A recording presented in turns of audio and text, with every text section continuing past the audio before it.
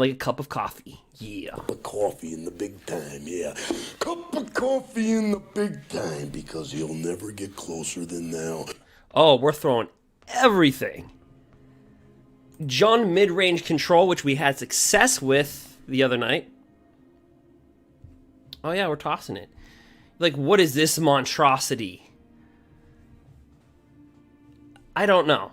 I just put it together, did pretty well. It's got valki, so it's got ramp, cultivates, tangled horn, 25 land, technically 27 if you include this. Look at that bad boy rock out. You do have ramp. This is a form of ramp. Destroy target non-land permanent and search your library for a forest card. And you can search for triomes with this card, by the way, because these are forests. And the reason why you're probably wondering why you can't do that with Fabled Passage is because it's basic land. Yeah, it kind of screwed us on that deal, right? We have Nissa of Shadowed Boughs. But, so what we're doing is basically, you can bring back a creature from your graveyard onto the battlefield. And that's kind of the trend here. Pokronos Unchained escapes for, it's a 12/12, escapes, right? So we got self-mill, this, we got this big, we got this 6/6 for 3 mana, 6/6 for 4 mana, a 6/6 for 4 mana if you escape it. So versus rogues, it's like, yeah, mill us. Oh no, you're gonna mill us. No, don't do that. Oh yes, we invite it. We also have a lot of removal. Storm's Wrath, 4 extinction events, and Archron War. Then just to batter our opponent down, and God, we struggled against Sultai. We beat White Weenie with this deck, but we lost to Sultai. I still cannot figure out this. Even with 3 duresses, 4 agonizing remorses, 2 necromentias, 4 Kroxas, you still can't stop Sultai and Genesis ultimatum. We can get to a game 3, we just cannot put back-to-back wins. They're going to win game 1. You know how that is with the tier 1 decks. You lose game 1, you sideboard for the tier 1 deck, you win the game 2, and then it's hard to win the game 3. It's kind of like a football team, really. And you look at the Tampa Bay Buccaneers. If you follow football this year, they lost to the Saints twice, but they beat them the last time and they won the Super Bowl. It's very hard to beat your opponent. Like it's just very hard just to beat them down after they beat you down. So anyway, but we're gonna be looking at rogues here, and we've tried a lot of things. Wings of Rotator Cuff. Suck It 2020 is the deck that I'm going to go back to. Now, so I'm not going to spend too much time on this. So, we're going to go ahead and, so I'm not going to spend, go into this thing called gameplay. But, this rogues, I said, if we throw in more counter spells on the sideboard, and we just play the rogue deck. It's got the things to beat Sultai Emergent Ultimatum. It's got the counter spells. It's got enough creatures to ping them. It's like a Swiss Army knife deck, really. It's got the goods. Now, of one mind, I might change this card, because I find this card I sideboard the most out. So we're just gonna get rid of that, and we win on the back of the Trickster. Just take their crap. So when this, you can return to unblock rogue, and then put this on the battlefield, and when this deals damage to a player, you basically can just take something from their graveyard. So you mill them, take their crap. Cool. So that's a huge win condition. So I think what we can do on the sideboard is find ourselves a counterspell that Macho Man would be proud of. Oh yeah, brother.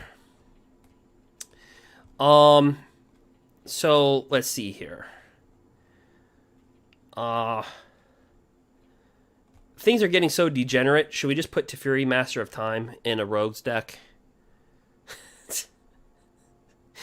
What if we play with an Emergent Ultimatum in a rogue deck? Actually, we're gonna play with valki.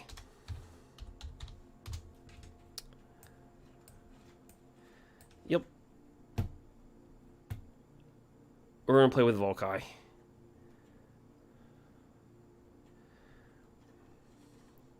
Now the question is, how can we cast Valki? That's going to be the question. I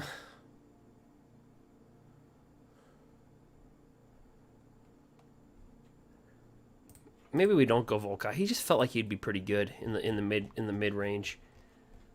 Since we put so much in the graveyard, he just seems like a really good card just to get that value off. This could be a rogue.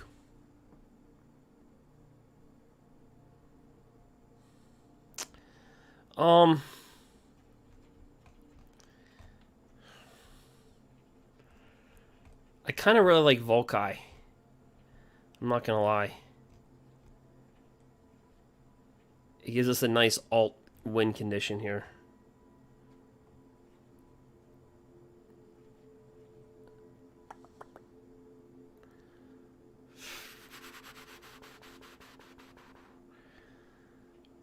Because the meta is just like 5 decks, right? It's just Sultai, White, Grow Aggro, and Rogues.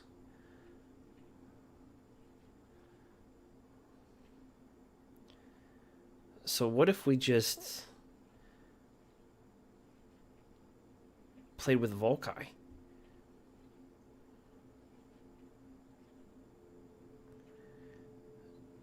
And splash red.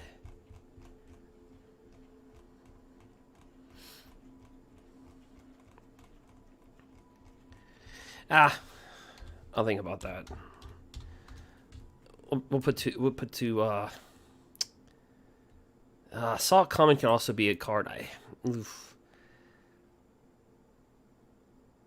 Salt Common could be another card. We'll play with this, but then we'll maybe Salt Coming. I don't know. We'll look at the Valki thing. Let's go ahead and enter some matches.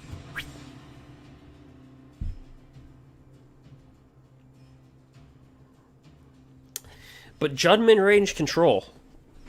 That deck is not a joke. John Midrange. Oh, we've already played this guy before. I just played him earlier. I recognize the name. Jeez, have you guys noticed that? That you're getting matched up against the same people? Alright, so we have Ruin Crab. A good hand. But, bad on the mana here. I'm not a big fan of this hand that we see right here. It's not aggressive. Yep, it's mono white.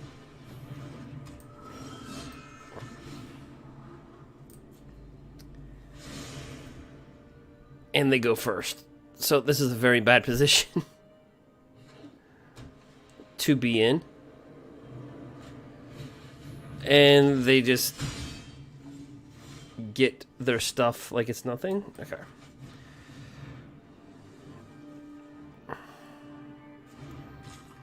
The going second thing, that's a drag.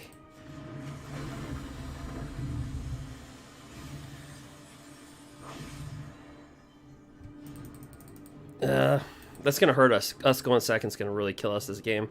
I think that's really the deciding factor. Because we're sitting on Essence Scatter, Brazen Borrower, Heartless Act. I think if we went first, it's like whoever goes first wins.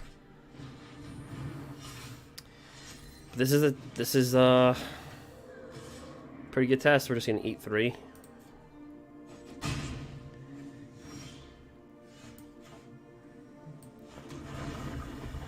Gonna mill them. Alright, so let's just get rid of All Seeds Bounty right off the bat.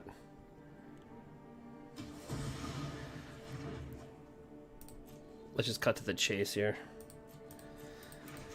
So we did play second, and I think if we won first, we would be winning in this one. I think they're going to win this one. I think we'll win game 2. They'll win game 3, but it just depends what we draw. We're sitting on Essence Scatter. Yeah.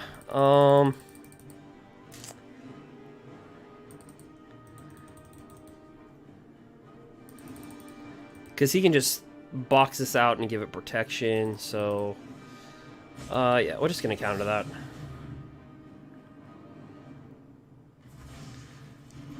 You'll probably load this onto this. No? Luminarch Aspirants. Great.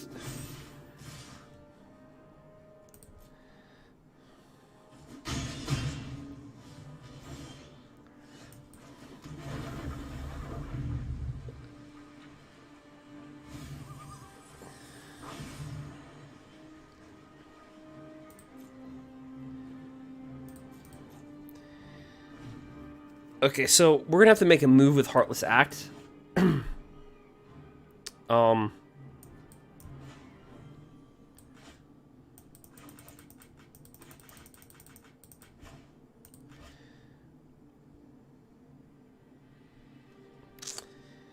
Luminarch Aspirants onto that. He's gonna load that up.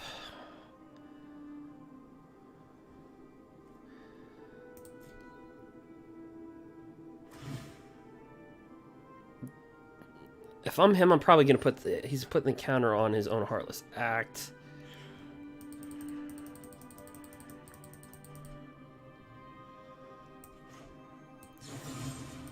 I have to kill that.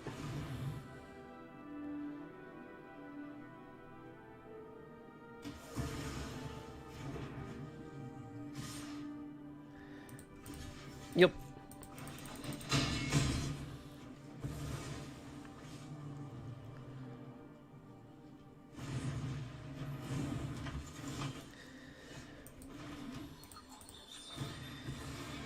So, I think had we won first, we could have controlled this board. So the only thing I can do is Brazen Borrower this back to his hand. There's no doubt he's going to swing attack, just full blitz, and then probably boost this for 1. And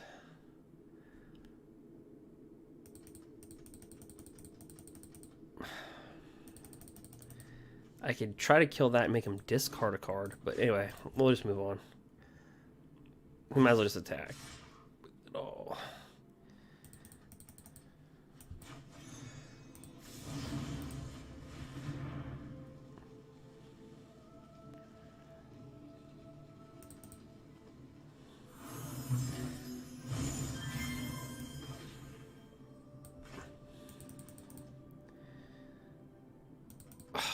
Yeah, we're gonna have to eat that. He might as well just... I would...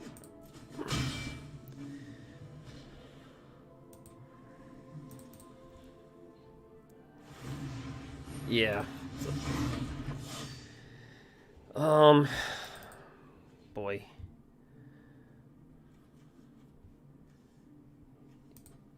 He can tap any blocker.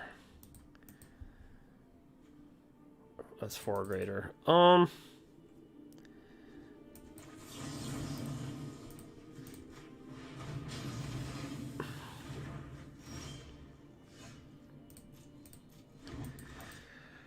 Yep. So with Hollow Blade, you really have to like exile.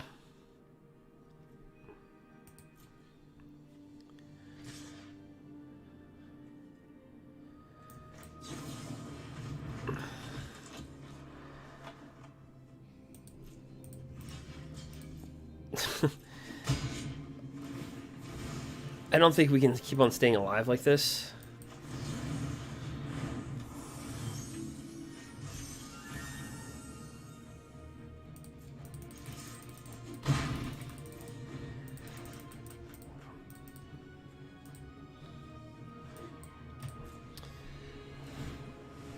Yep.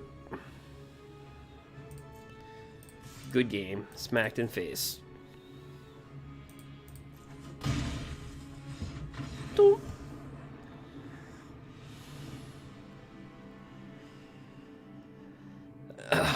Um.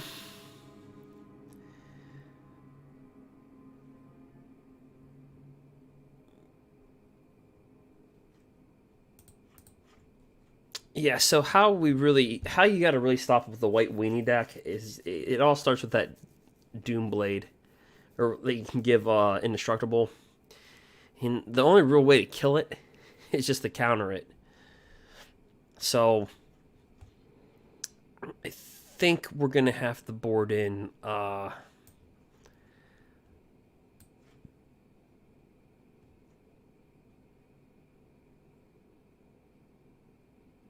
but Brazen Borrow is also so good in the matchup too, because you can just ping it to their hand.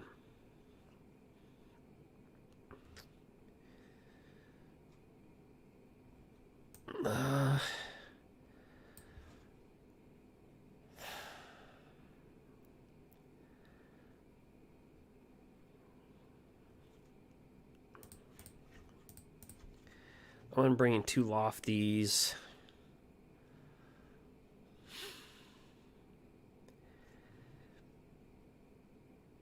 You know what? I'm really just gonna play.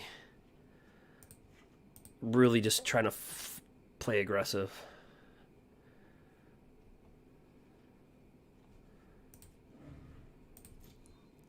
All right, we'll put a Brazen Borrower back in.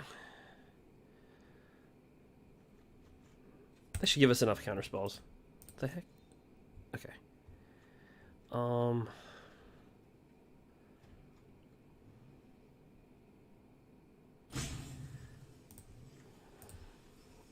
do it that way.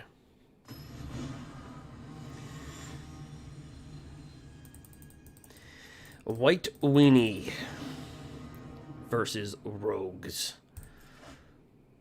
And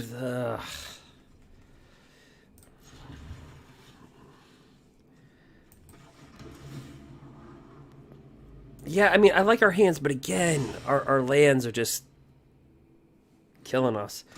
We have to be able to have a turn 2 counter. And it's just not happening here.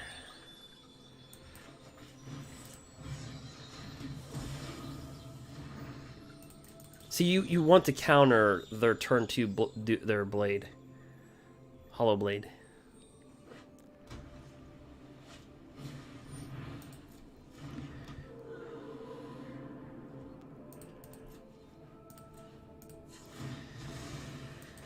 So, hopefully we can come out swinging a little bit harder.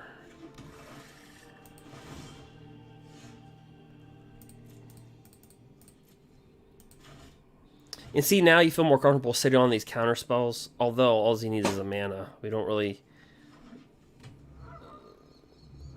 Since we missed our land drop, we're kind of a turn behind-ish.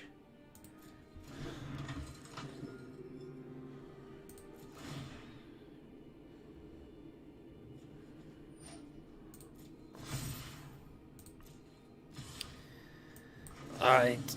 Well, that wasn't a good attack.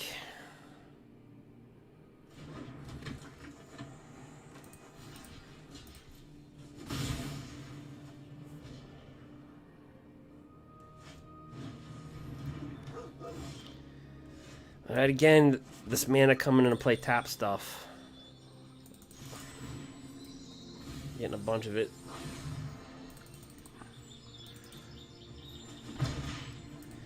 But,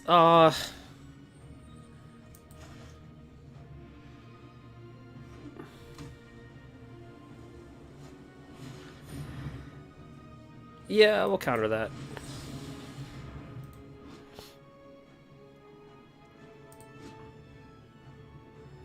I couldn't make this work in a Mardu Knights deck, but it works in White Weenie. It's kind of weird.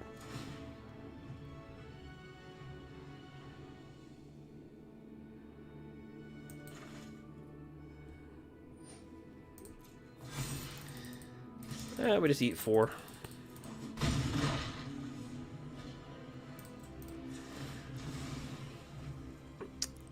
And then we just hope to hit our land drops. It's okay. I mean, we're not hitting anything. All right.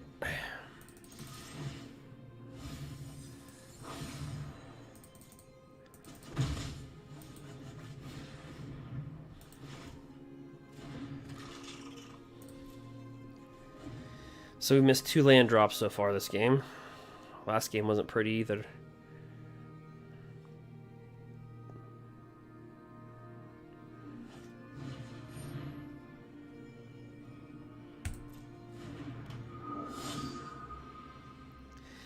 See, if we would hit our land drops, we have Into the Story, we have this, we can take stuff from their graveyard. It's just, we're 2 turns behind. Last game, we were about the same.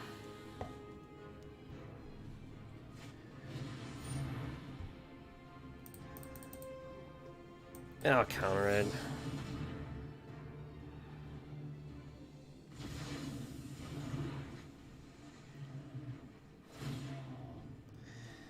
You might as well start to load up another creature. Yep.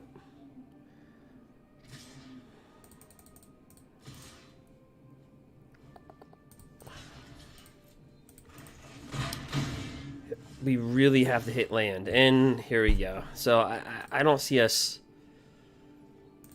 getting out of this because of the shuffler.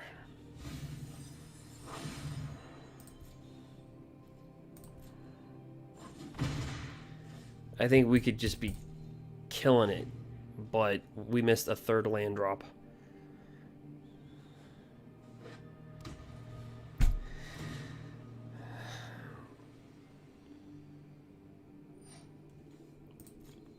Oh boy.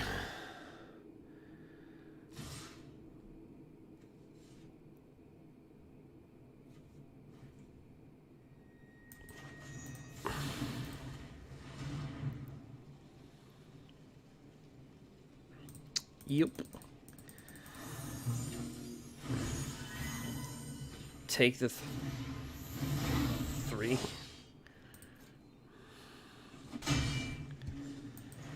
If we could just get a mana. Oh, for the love of... Alright, so we're just going to say good game. We missed 4 land drops. I'm not going to continue this. Oh. That was ugly.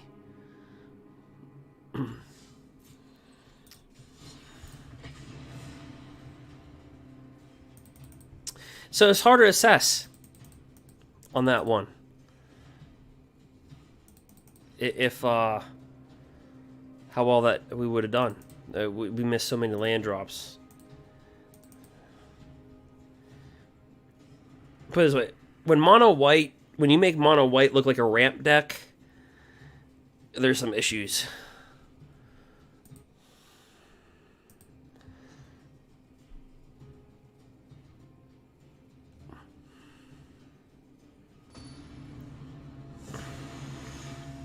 All right.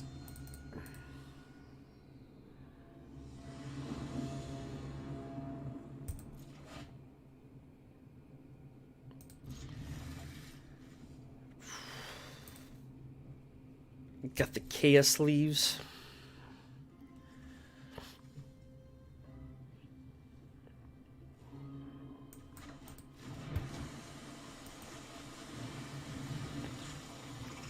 Got to do the whole rogue thing, the ruin crab. Got to drop it down. So, all right. I don't know what this is. Boughs.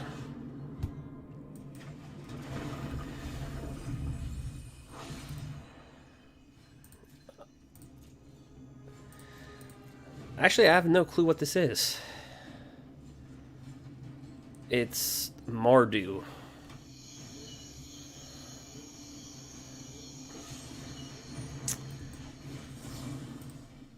Counter that spell.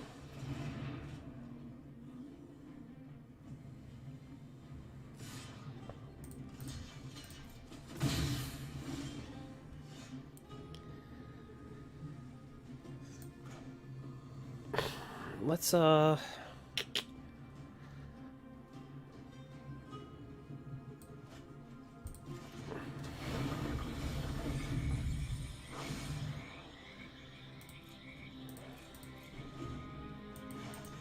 hold it there. So he's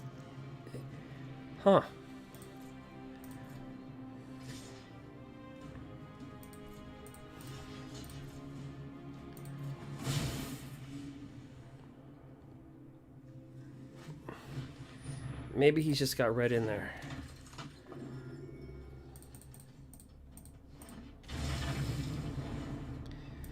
For something.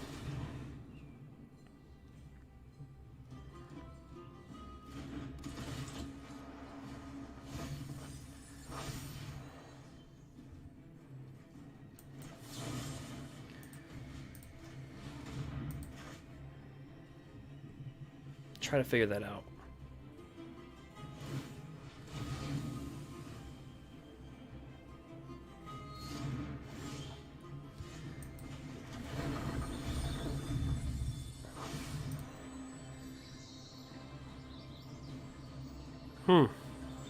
So he's playing a cleric's deck?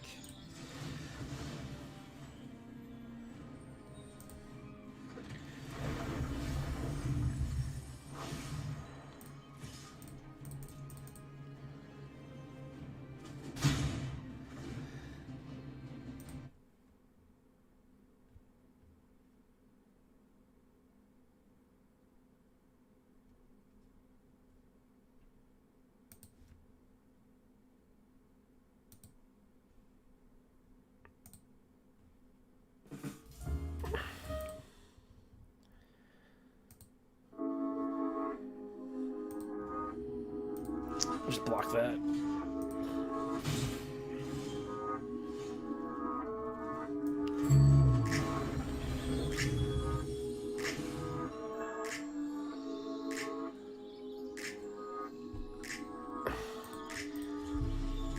So we just fed his graveyard. Q.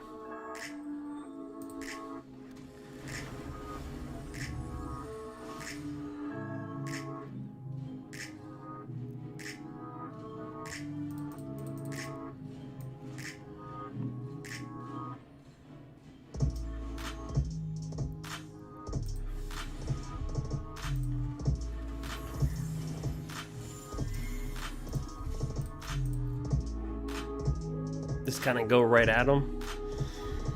But yeah, he wants things to go in his graveyard, so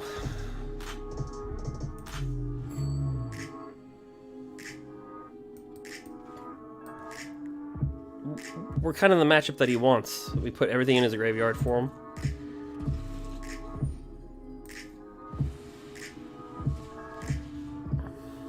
It's gonna be tough sledding.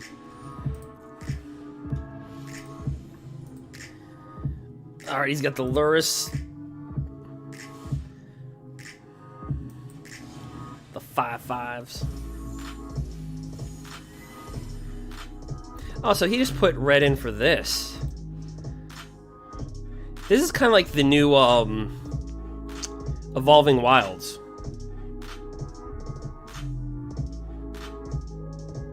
Actually, it's somewhat better than Evolving Wilds.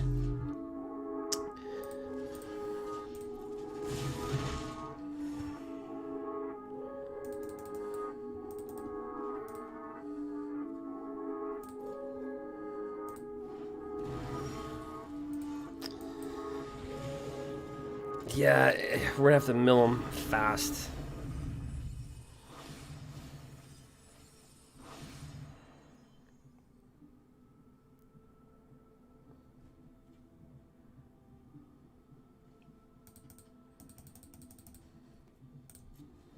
We have to win through mill. Eeks.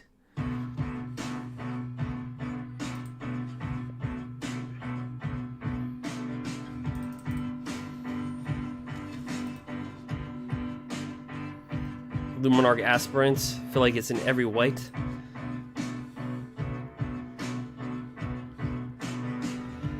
Can we survive?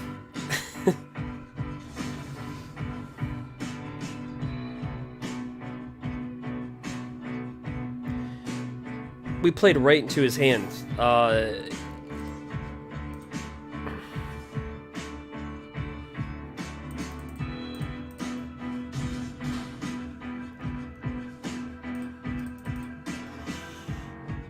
We need to draw like an into the story. See, with these right here, he's getting these 5/5s from. Oh. Johnny on the... They're all land. Well, that doesn't help.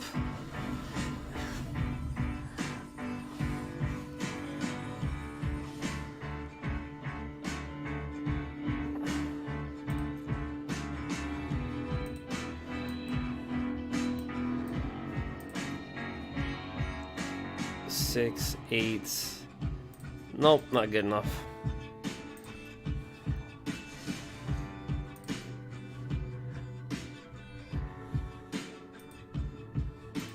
What's up with that? All land.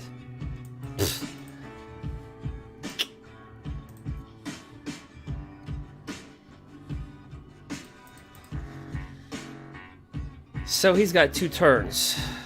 I don't know if we'll make it. See, all he has to do is cast these out, and he gets a 5/5 flyer.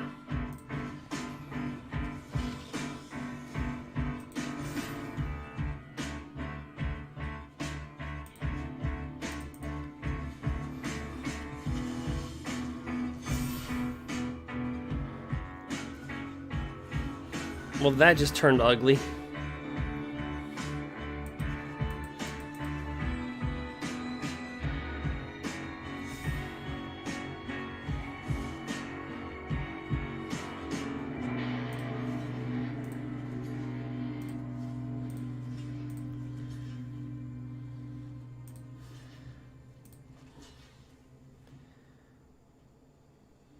Yeah, I think we're dead, right?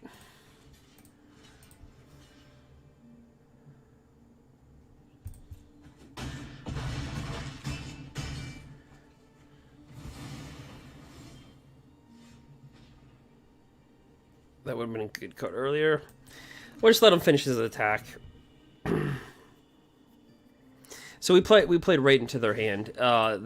They actually want to be milled.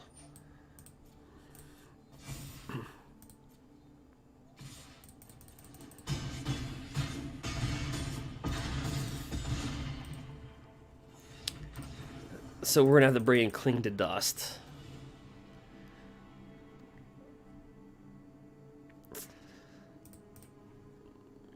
Oops, not that. Cling.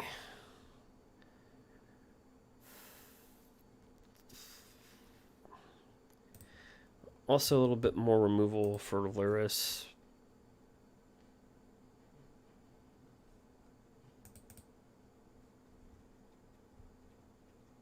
We'll roll with that. We're really counterspell heavy because of Sultai. Control. So that's why our sideboard kind of looks like we're a blue-white. It looks like we're a control deck.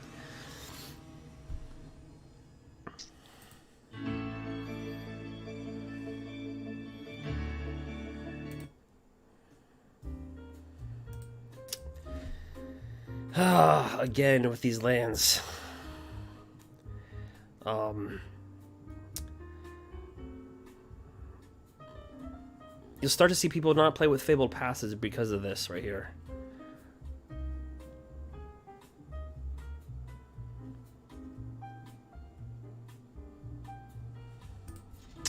Otherwise, the hand's pretty good.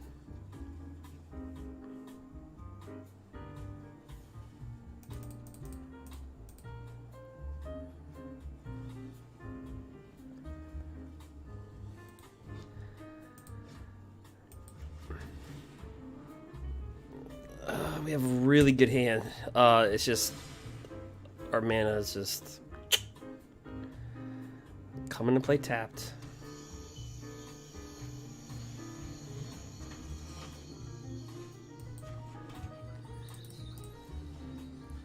Other than that, we have a good hand.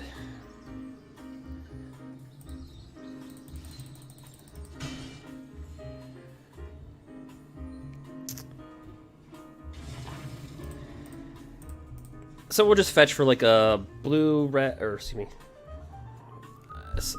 I thought I was playing the Jund deck for a second.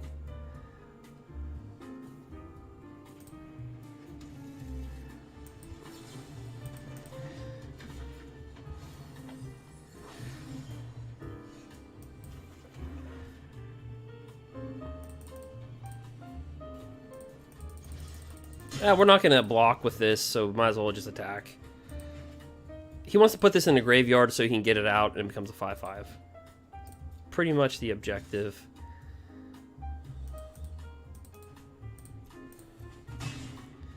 We can live with taking 1 damage.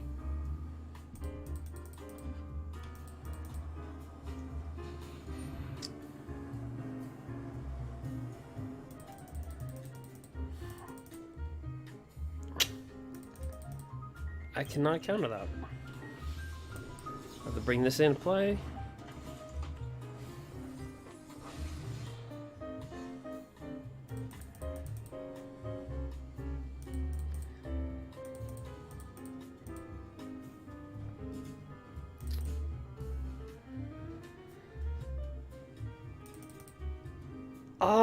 This might seem counterintuitive. I'm not going to attack this turn. Usually you drop this in, you attack with your rogues. But in this matchup, I really don't want to be sealed off here. Sure, he can kill that. We really want to save the Drown on the locks.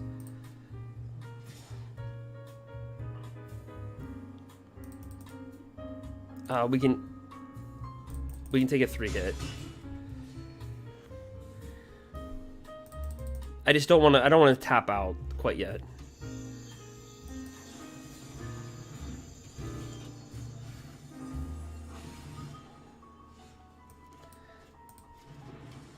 That's much nicer. So what do they got? Mr. Graveyard. They got a 1/1, 2/2.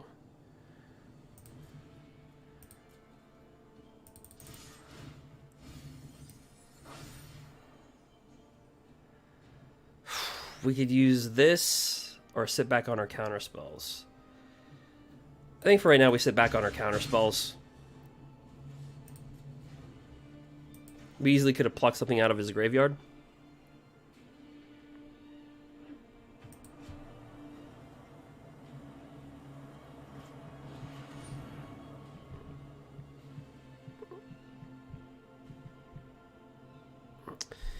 Like that.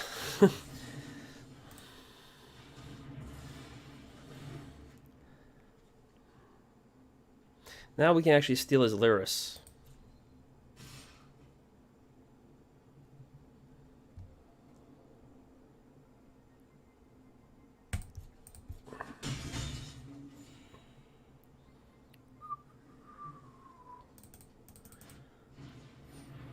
Speak of the heavens, okay.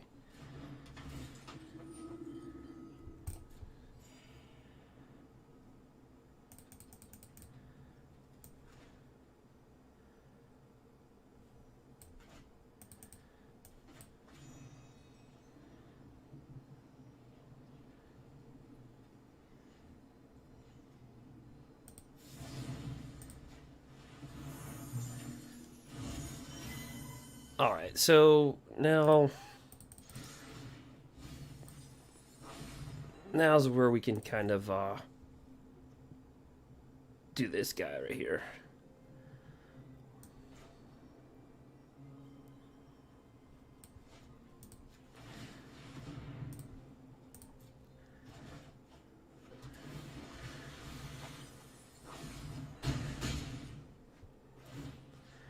Yeah, we're definitely going to play his Lyris.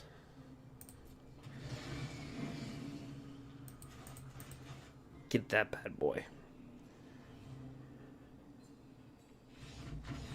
All right.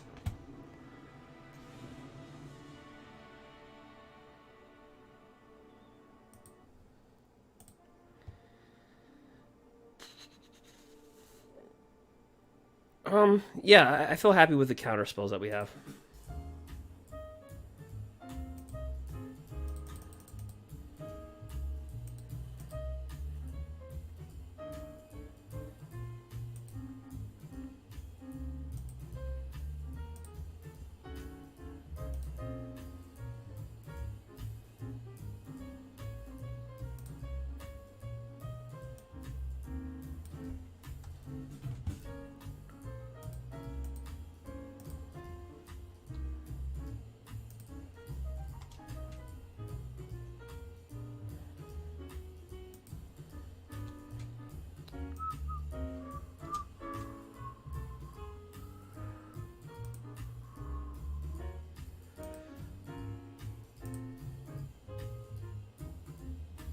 Alright, Ruin Crab and a Heartless Act.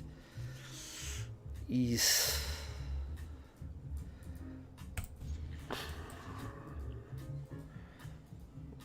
Really, Ruin Crab should be an 0-2. And 0-3, he's just even just a good blocker. I think that's a little too strong. He should have been an 0-2.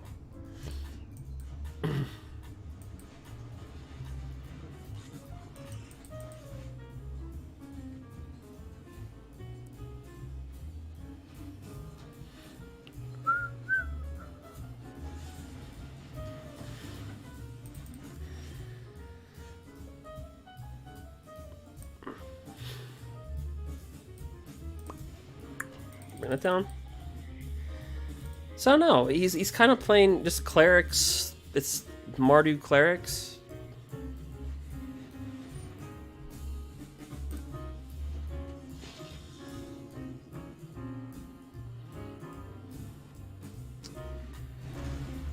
That's pretty darn good.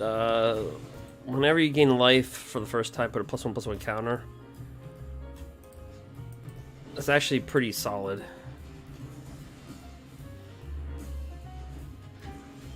Because you can't Heartless Act it if it's got a +1/+1 counter.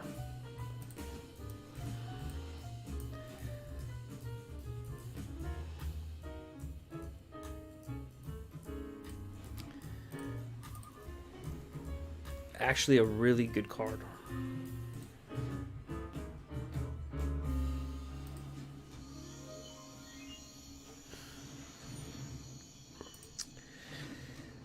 Alright, so it's just a straight up just cleric's deck. Whenever cleric enters the battlefield, or an angel, gain life to its toughness.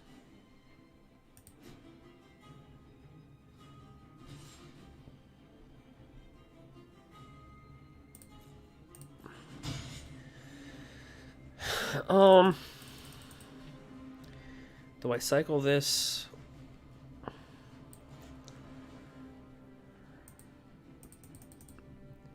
I feel like I do.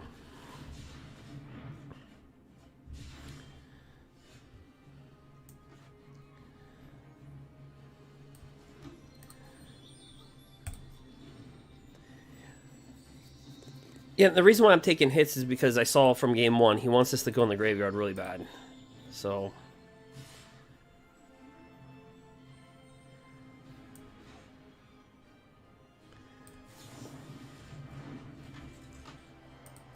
I just block that straight up.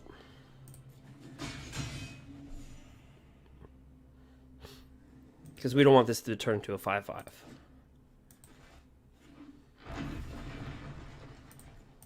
Try to thin our deck out. If you get more lands out, the better your top deck will be.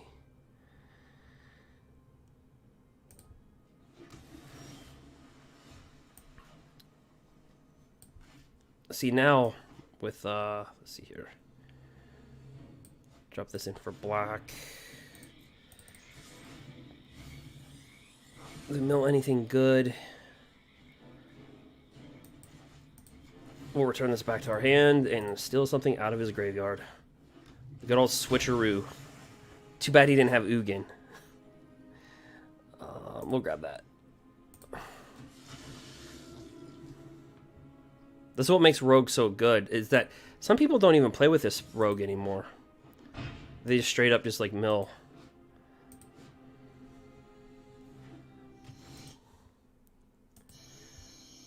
Alright.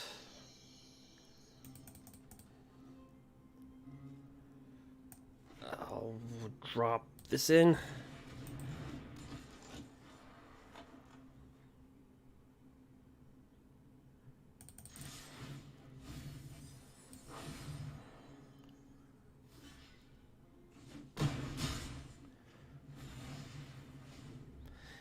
Now, does he have a graveyard recursion spell? No, he doesn't.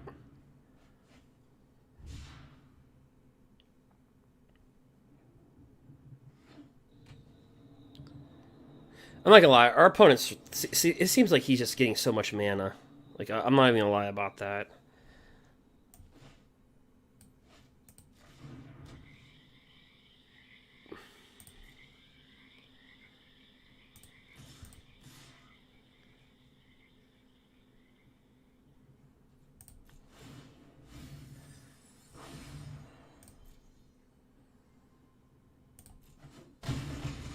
that went through.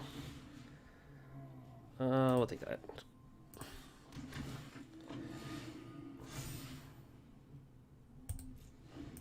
And the turn.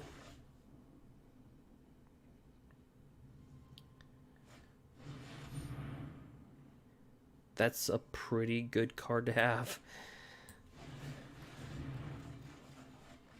Oh, no Drowning Locks. So he pulls it off. And he gains a bunch of life. So he's right back in the game.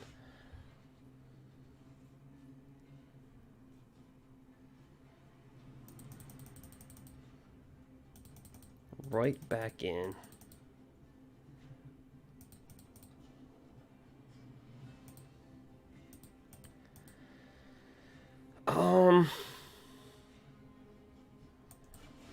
Let's drop that down.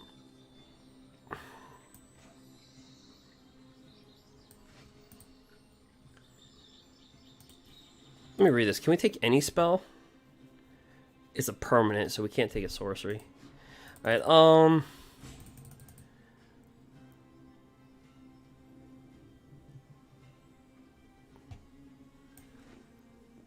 yeah, we're definitely gonna draw 4 more.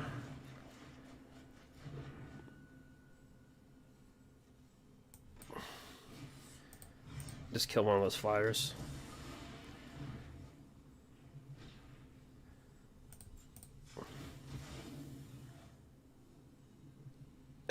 We're probably gonna make this work.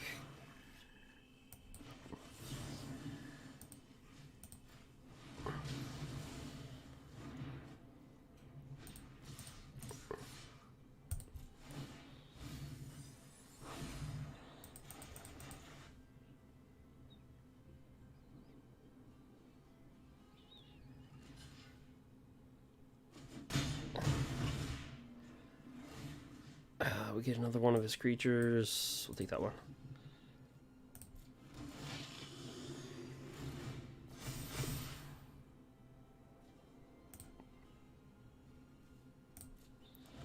Yep. So this is whenever you gain life for the first time each turn, put a +1/+1 counter. Whenever another cleric enters the battlefield in control, you gain 1 life. We actually have more clerics than he does because we're stealing stuff.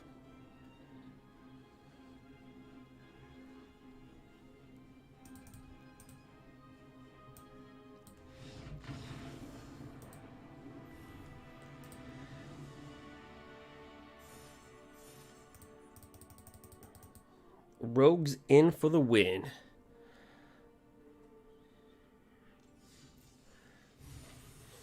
Rogues are not dead.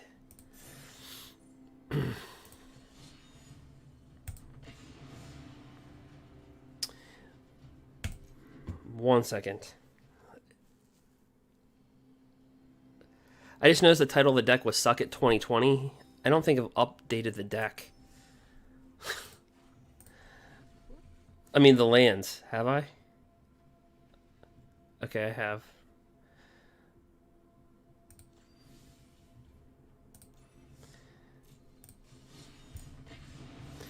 That's right. I made the deck in 2020.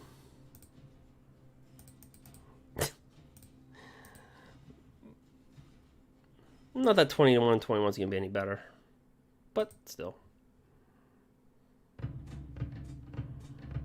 Next opponent. Yukai.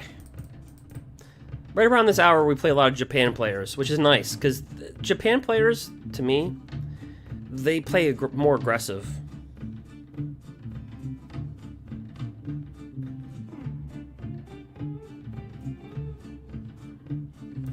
They also take more time between their hands to think.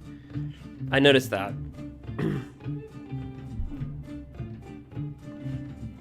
It's not a bad thing.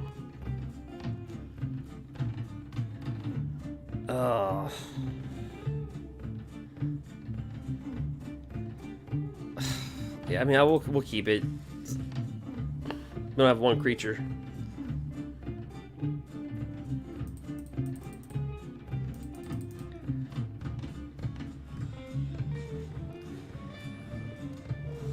Reverse White Weenie, okay.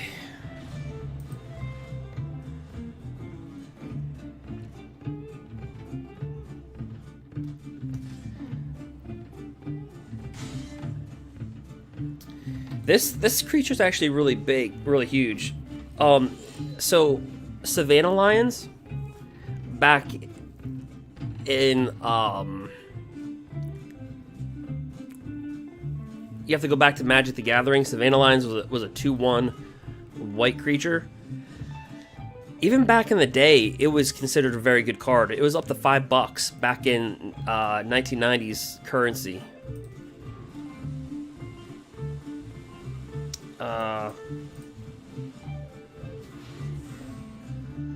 So the fact now that there's a 2/1 with a Boughs ability on it for a 1-dropper. If this was printed 20 years ago, this would have been like a $20 rare. But we're today, and we're getting knocked down by Hollow Blade.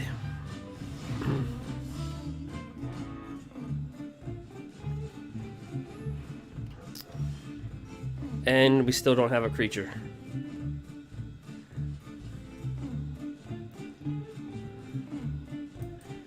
Were we ever meant to get one?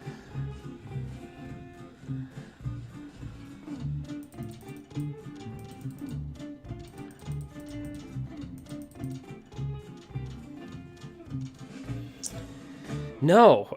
We were never meant to get a creature this game, huh? Just wasn't in the cards. I just want to see, just for the sheer heck of it, were we just meant to get a creature? I just want to see how far. So there's our first creature. 12 cards in our deck. So we're just gonna get GG this one. We're gonna go to game 2 with this one. All right, so we gotta take that one out. Board in. Removal. Now we really have to counter that Hollow Blade. That's the key.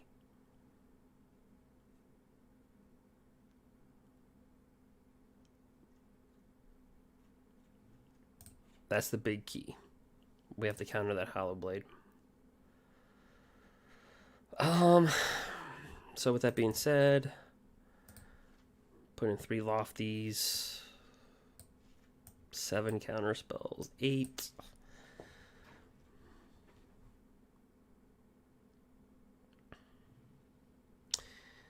Didn't say please. It's not a great effective counter spell in this match. It's a little slow.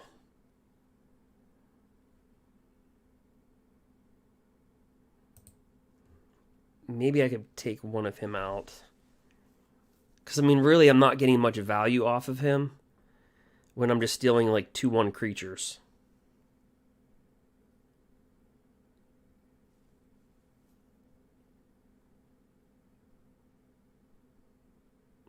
So maybe we do get more value. I'll just put that in. Like, if they're playing, like, a control deck and they're playing with, like, Ugins or some planeswalkers or... Yeah, he can win the game single-handedly. You just take stuff from the graveyard, put it on the battlefield. But taking 2/1s and, 1/1s isn't really good value when you're returning a creature back to your hand and then paying 4 mana. It's really not equal value.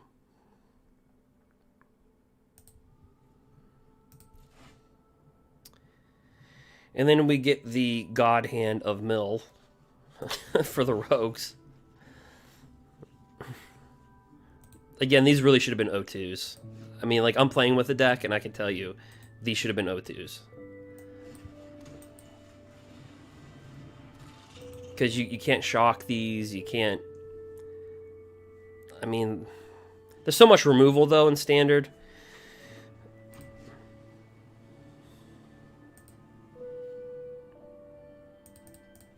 But he's just a great blocker at 0-3.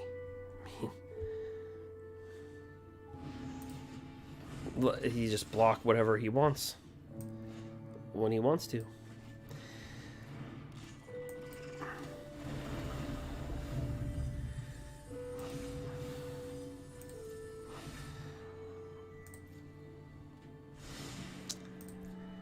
Yeah, so remember when I said, when we played White Weenie before, I said they'll win game 1, we'll win game 2, they win game 3? I think that's what we're going to see in this match.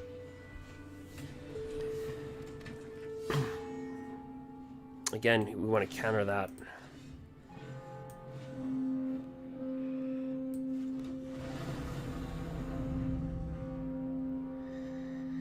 And I might have to take out some of this lands here. There's too many lands coming to play tapped. I don't like that.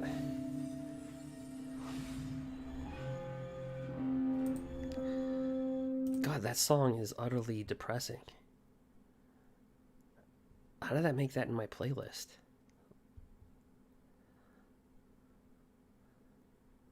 Seriously.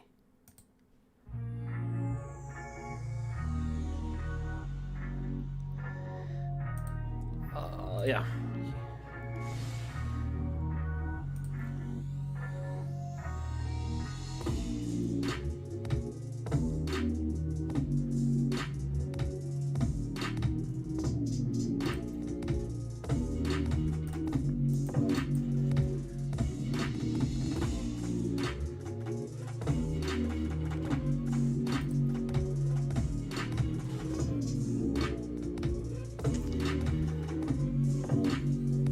Yeah, we'll take 3.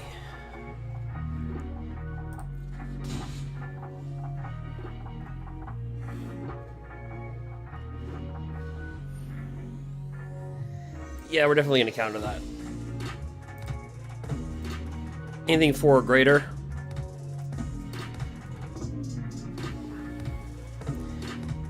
And that card's really good versus Sultai as well. Because anything 4 or greater costs 2 more. Like this.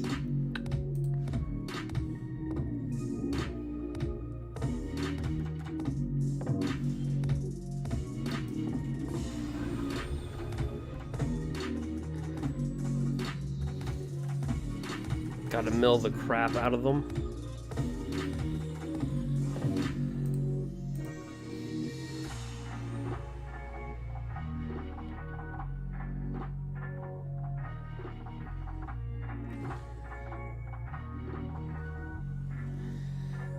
Yep, so we'll just go with the black.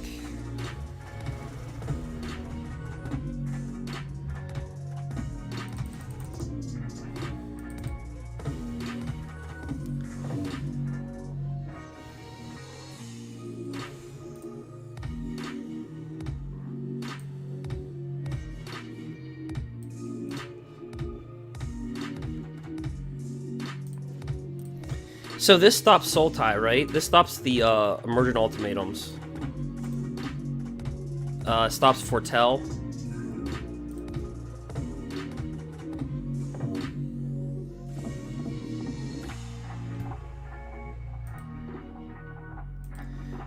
No attacks. Cannot get an attack with an 0-3.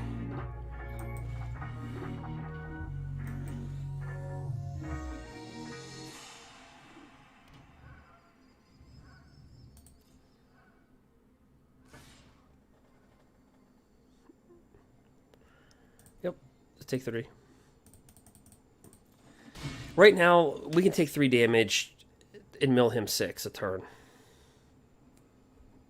If we go at that rate, we'll just cast this now then, right? You got another one.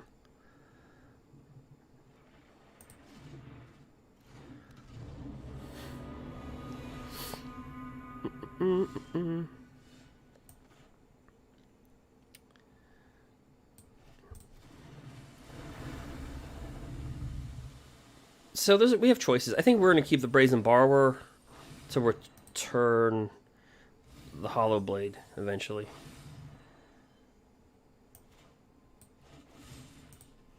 So I think we'll just kill that.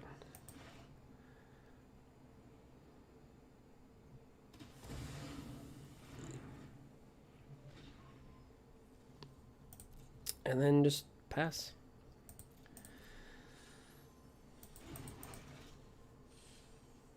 Because think about it, he's got 3 turns to live, right? He's got 3 turns to live.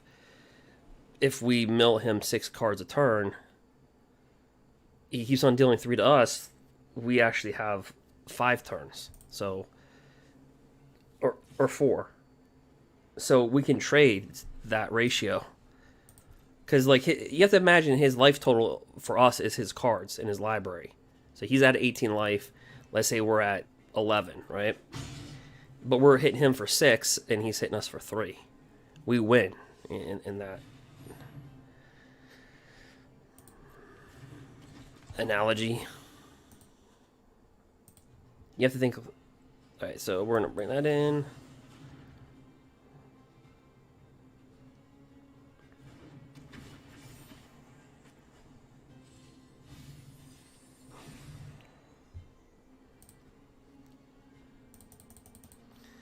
Yep.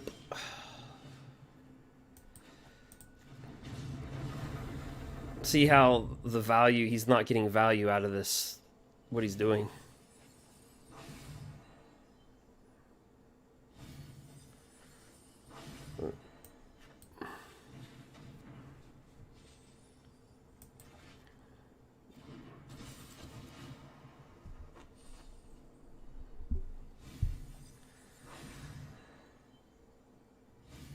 But we don't know what he has in his hand, so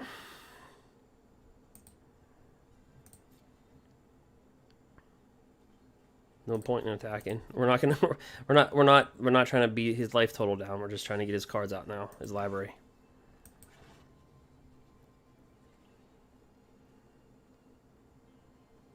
And honestly, I think that's the answer you do with mono white when you're playing with rogues. I think you have to board in your counter spells. Because once they get these on the battlefield, yeah.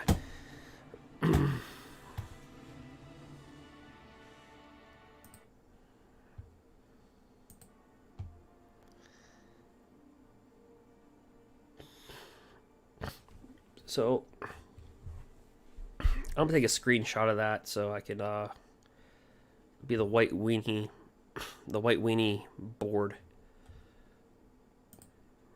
The white weenie lineup.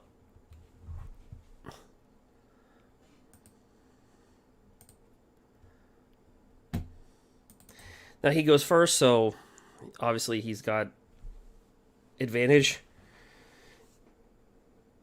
Right?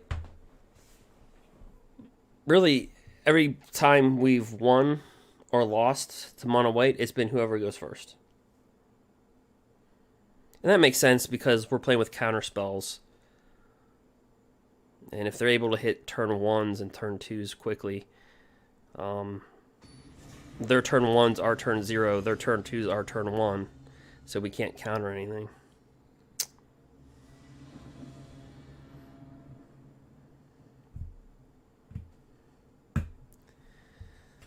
So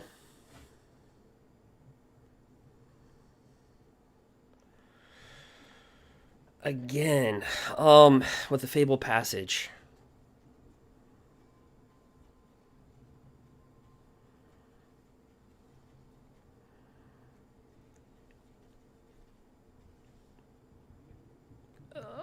This looks like a hand that's like, yeah, you could keep it, but you're probably gonna lose with it.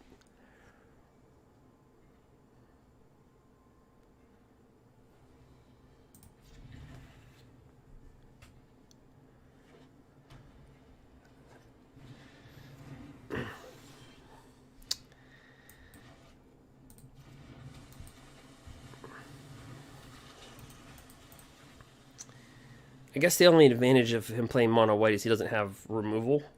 Well, quick removal. But I digress. Gas.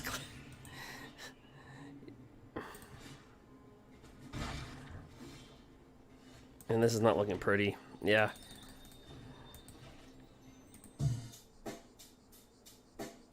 Check the mic and make sure it sound right, boys.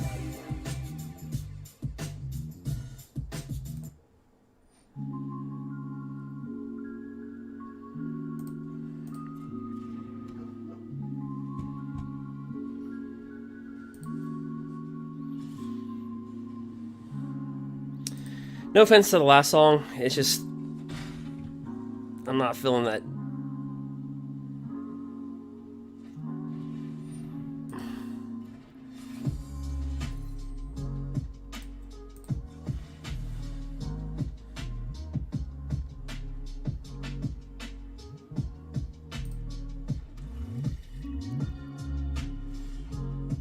Oh, okay. Yeah, I just... Jeez.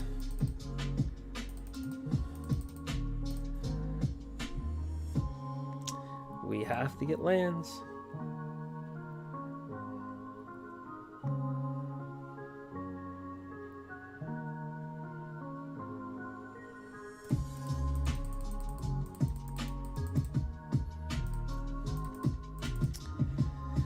Mana's really good.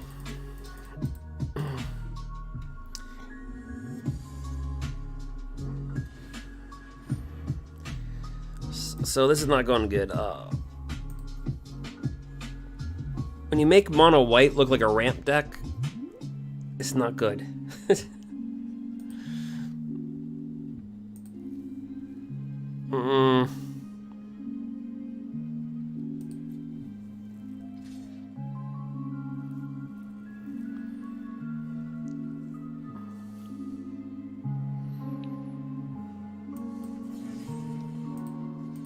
We'll just kill it. He'll sacrifice that to give it indestructible, but...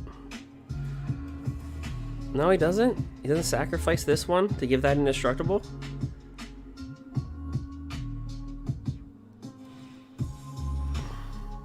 Oh yeah, that's right. This thing is unbelievable.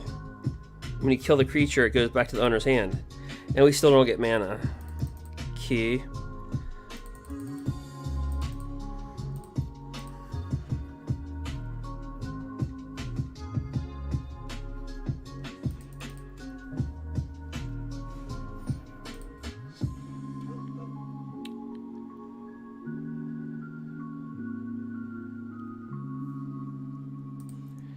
There's really not much we can do with 2 lands.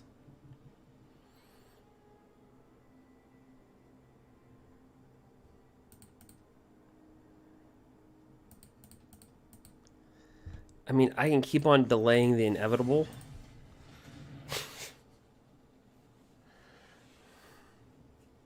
But we have to get mana, or we're not just, we just can't play.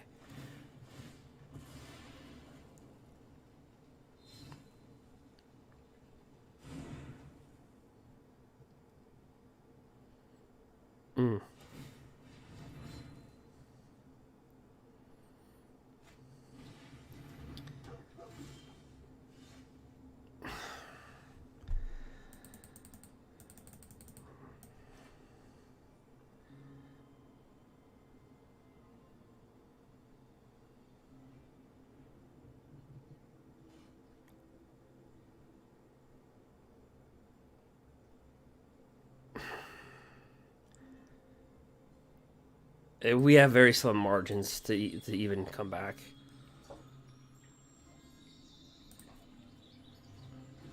I almost thought about conceding that one.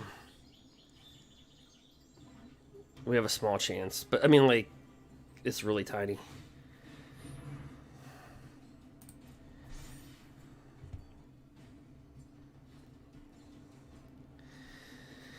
So they got 6 lands, we got 3. Q.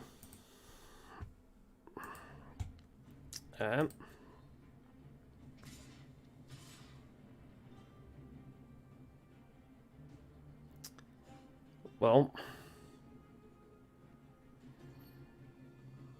I have to do something.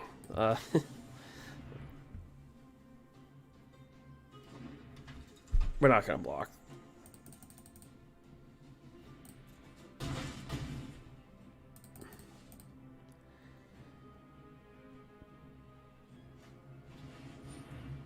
Yep. 4, 3. Yep, statistically we can't come back. We're out. We'll go out like good sports.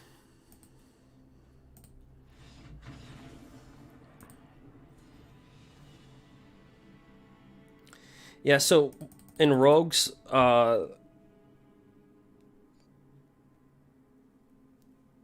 in that position, we mathematically didn't have a chance.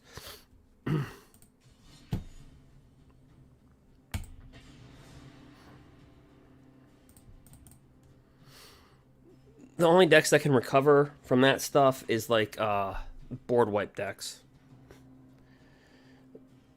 But when you're playing white White Rush. Let's call it White Rush. You really can't miss more than 2 land drops.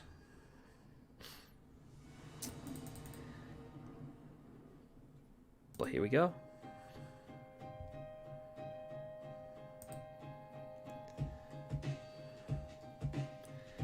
Gigantha.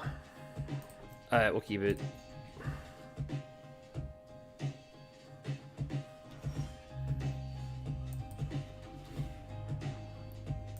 Rune Crab.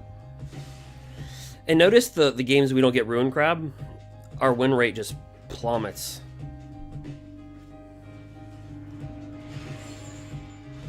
Good old Kroxa. Oh,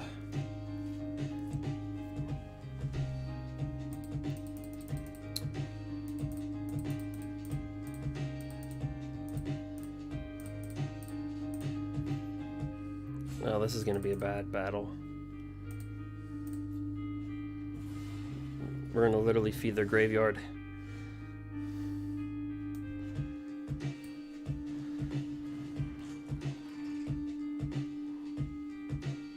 And I don't main board Cling to Dust.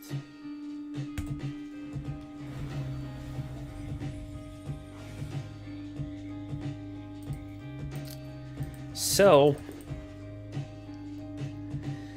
the only thing is they'll keep on tapping out and bringing this out of the graveyard.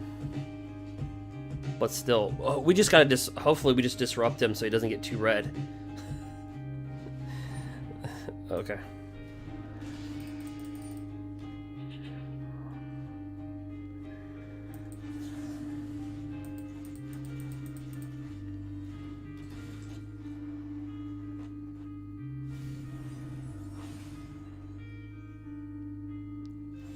Okay.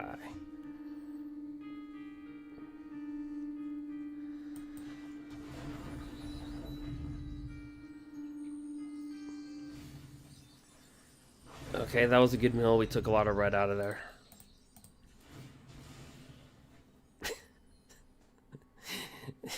It's just weird to say that. It was a very good mill.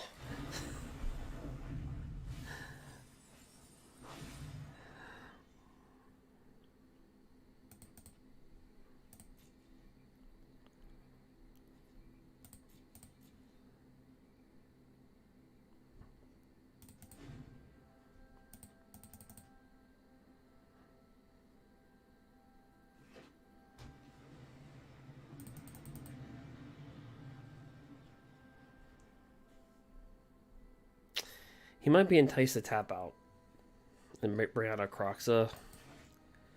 The only benefit of that is that he's tapping out.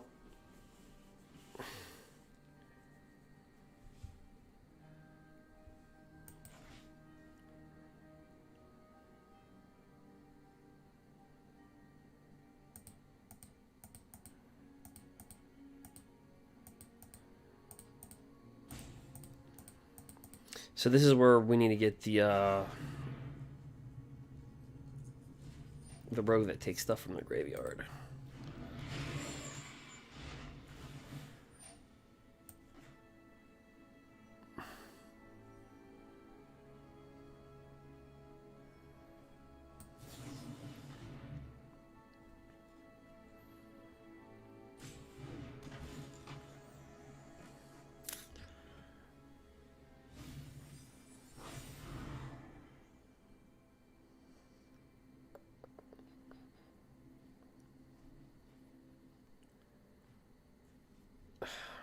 Yeah, this is going to be a rough one.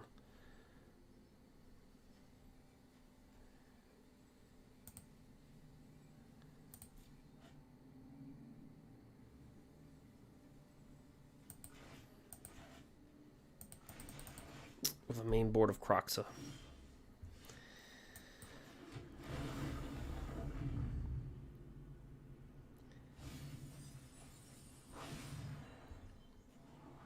Okay, so we're looking for that one trickster.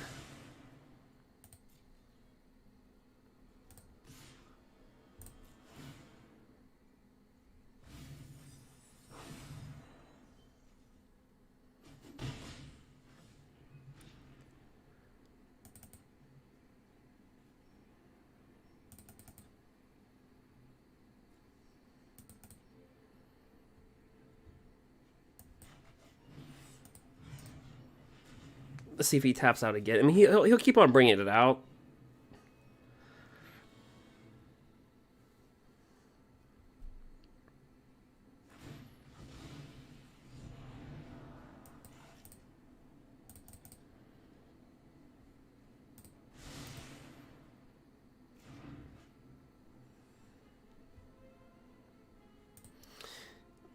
We did get rid of 2, claim the firstborns.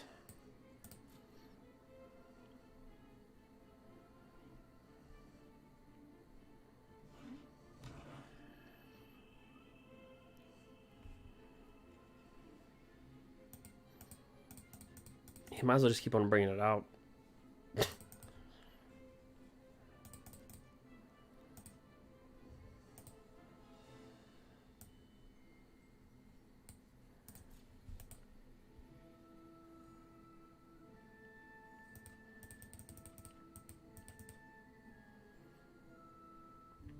Unless somehow he got another claim. The firstborn. Because I don't. We milled 2 of them.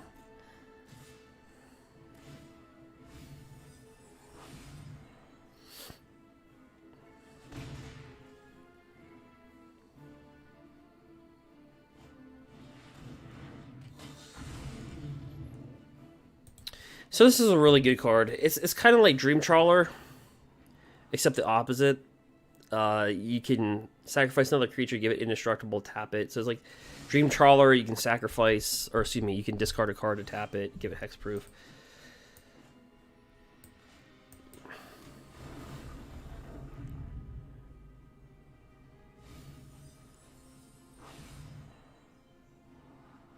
Let's see, so we wanted him a lot sooner. That was our calling card. Because when they have like Kroxas in their graveyard, well, actually Kroxa would go back to him. So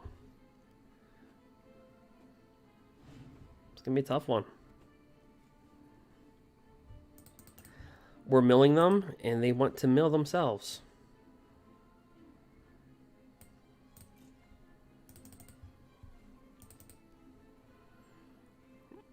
We'll also play with Jund Control Midrange. That seemed to be an effective deck last night.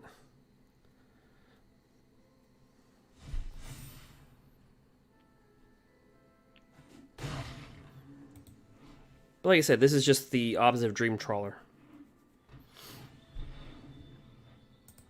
It's like the Radcoast Trawler.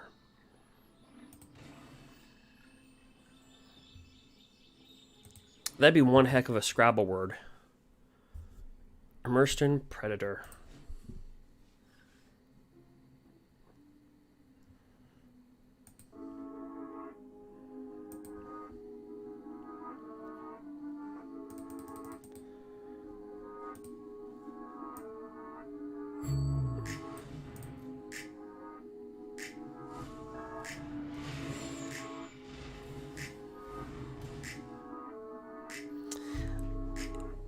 So here's the deal. I don't even know if we show that we have a Trickster.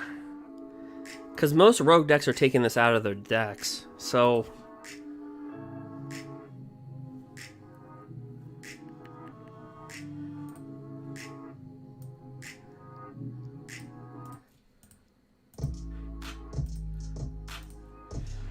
we're not going to win this one. So let's not show them that. So we're going to have the board in Cling to Dust. Just get rid of their graveyard.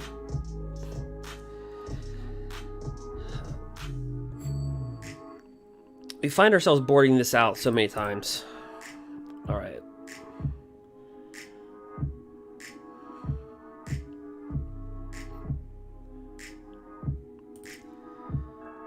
We'll put in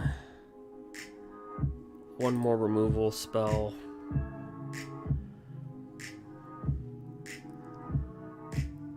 Didn't say please is okay, but I like to hold up with Lofty Denial better.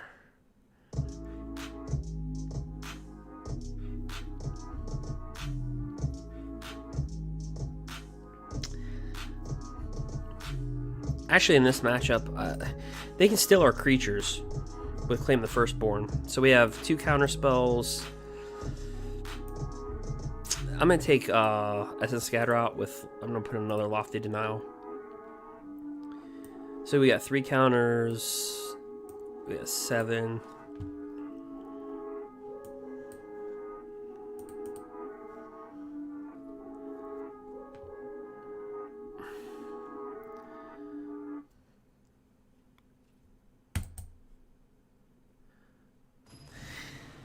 Yeah. So in this matchup with Radico Sack, they want to put stuff in their graveyard, and then we kind of help them do that.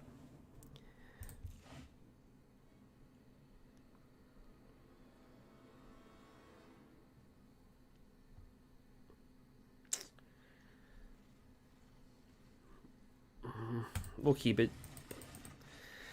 Like I said, this is just a bad matchup for this deck. For rogues.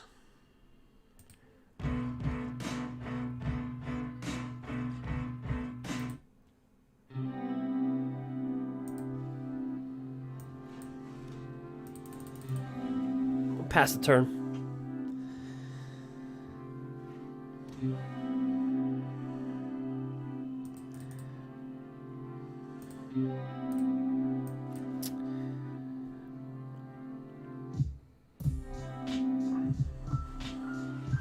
See how they want to mill themselves? And we just kind of help them.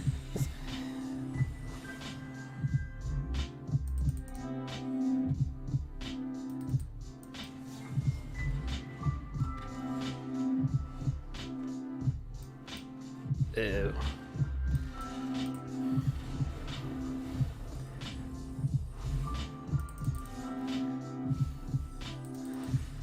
Well, we need to get Cling to Dust.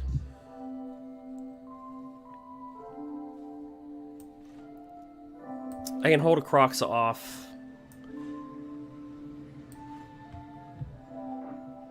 But we need to get that out of his graveyard.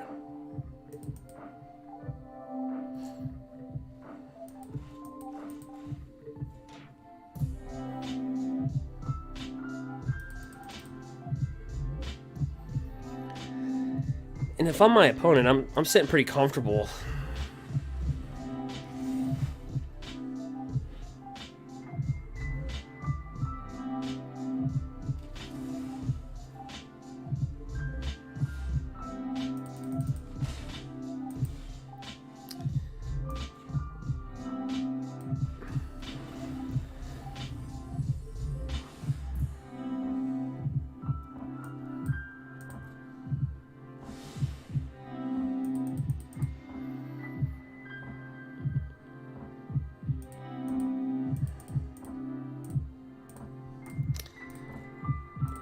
Yep, he's gonna pluck something out of our hand.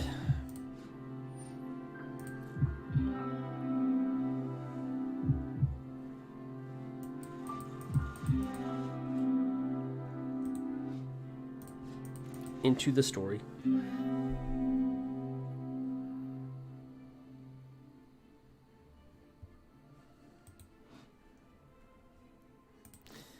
He's got a lot of options. He's got Skyclave, if he has the mana. If he's got a mana, he can bring in Kroxa.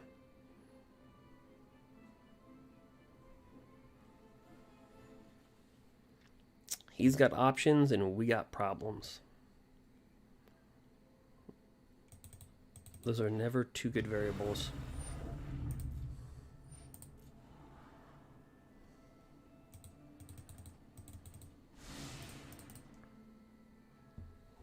It's like a bad relationship. All right, I'll take 2.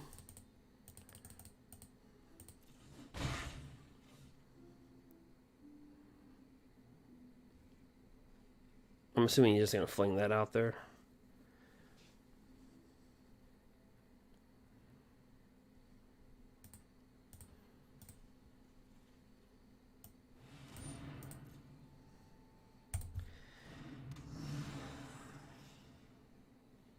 Yep.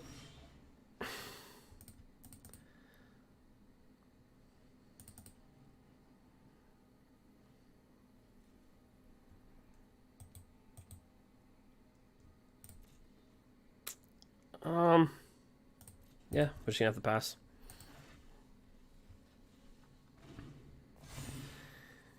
See, and like I said, our deck is helping his deck, realistically.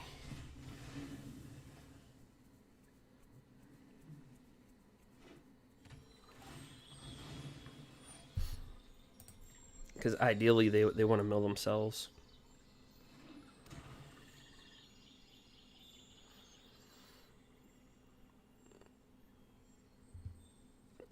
So what you hope for is that you can mill them enough to where it disrupts their mana base and they don't get it, but it's not happening. So I think he's going to bring out Kroxa.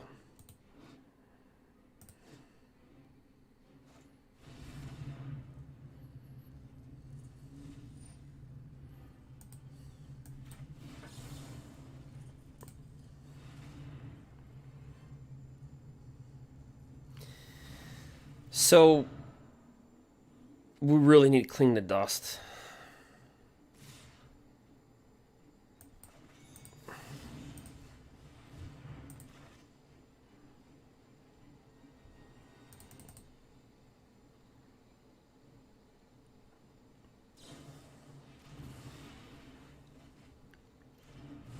Yep, pretty good card. So we're going to take 2.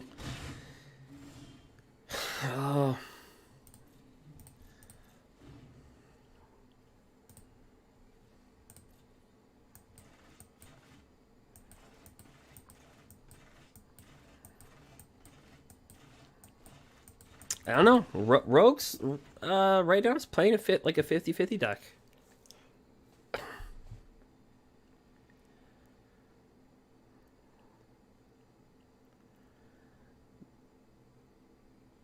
But we've also had bad matchups. So I can only keep this, I can only hold this off for so long.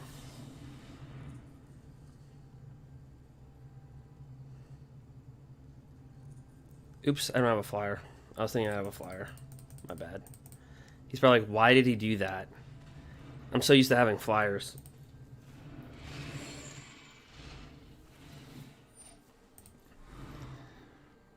Yeah, that was bad. That was a bad play. Oops.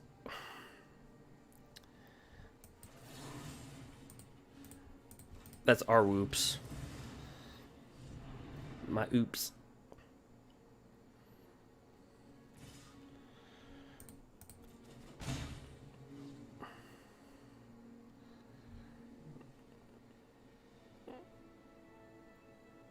I don't think we've done anything productive in this match.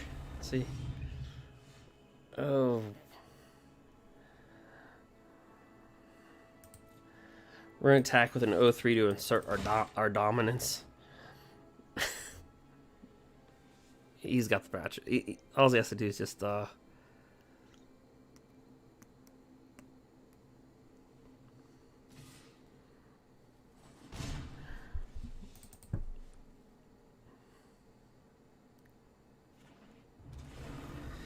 Yep.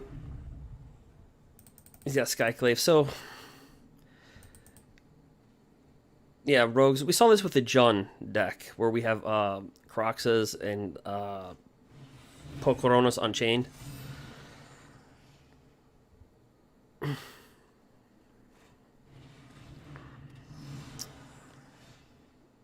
Yeah, that's not going to do it. We'll just pass our turn. We'll just go get game. Let him have his little glory.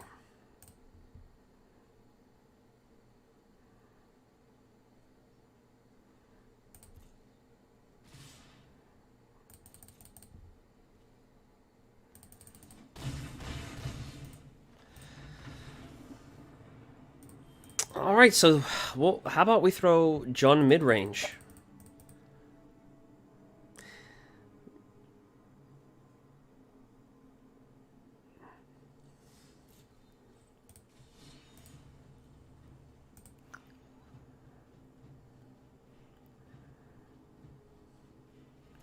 So if you're wondering what is this deck, it's not a net deck. It's a deck that I built.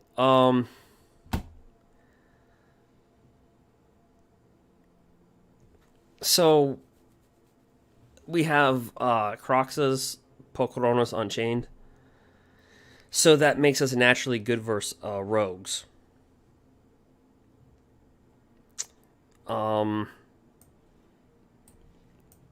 But we also self-mill ourselves as well. So if you let's just break it down from left to right. So if I can get all this over here.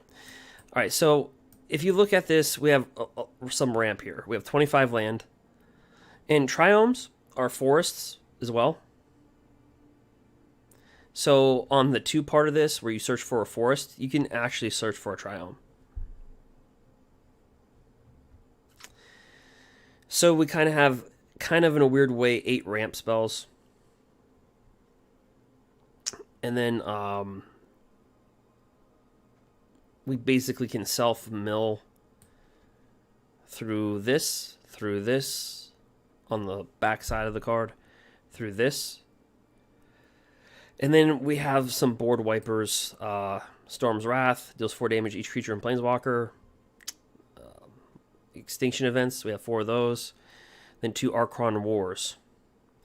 When I ran 4 Storm's Wraths, having the double red in a triple color, it's just too much to have 4 copies. So I found that Archon was a better move. Then on the flip side, we actually found a place for Nissa. Her neg 5 is you can return a creature card with converted mana cost less than or equal to the number of lands you control, and put it on the battlefield and give it 2+1 or 2+1/+1 counters. Now we also have Valki, which we hardcast. So on the surface, this is going to shock you when I do this. It doesn't look like a creature deck at all. But we have 17 creatures. And the thing is, what you're not seeing is that we can also pump out creatures via this. You get a 2/2. And then Nissa can actually produce your lands as creatures. The sideboard, 3 duresses, 4 agonizing remorses. I'm just thinking about Soul Tie. Then we have another Kroxa for more hand removal. Then Necromentia, where you can search somebody's library, hand, and graveyard and just rip it out. And then we have Destiny Spinner. Creatures and enchantment spells you control cannot be countered. And that's kind of important with sagas, because like these can't be countered. They're enchantments. These cannot be countered. That can't be countered. And also protects your creatures. And then we also have Toski, Bearer of Secrets. It can't be countered itself. But whenever a creature you control deals damage to a player, you draw a card. So the whole concept for Soul Tie is you're drawing cards and you're ripping cards out of their hand.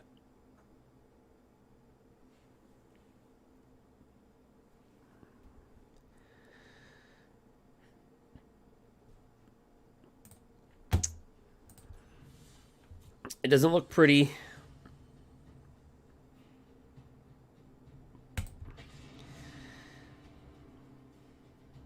But we'll play it.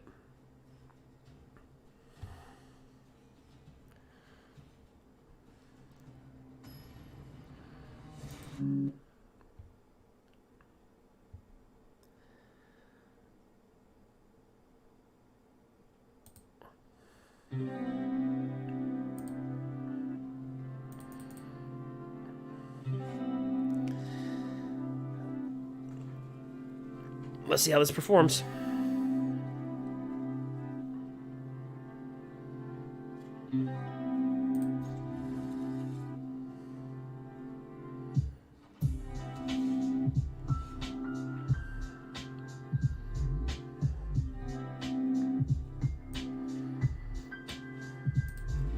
Bring that down.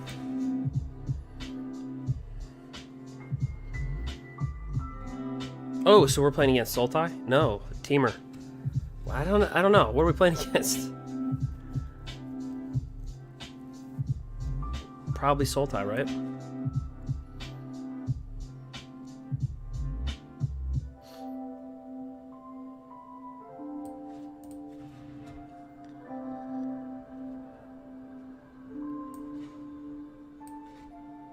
Actually, I want to bring this out.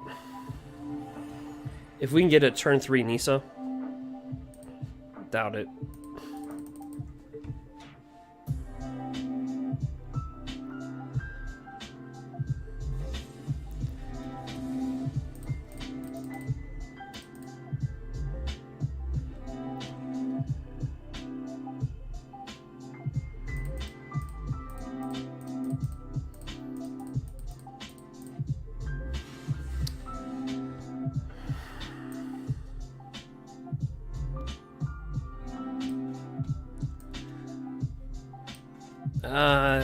I doubt.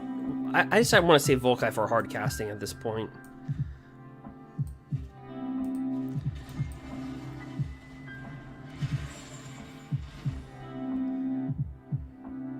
If they're playing Sultai, we already know what they have. Yeah, so they're playing Sultai. So we don't need to really play Volkai to see their hand. I mean, they don't play with many creatures. It's I'd rather wait to hard cast it. So you want to make sure you have double red and double black. Alright? It's one thing you always want to make sure you have in this deck.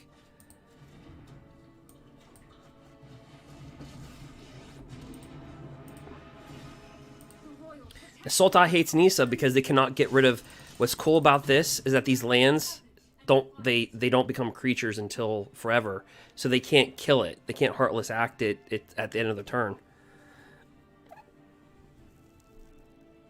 That's the weird part about Nissa versus Sultai. Like, your land disappears into... He's gonna take her Volkai.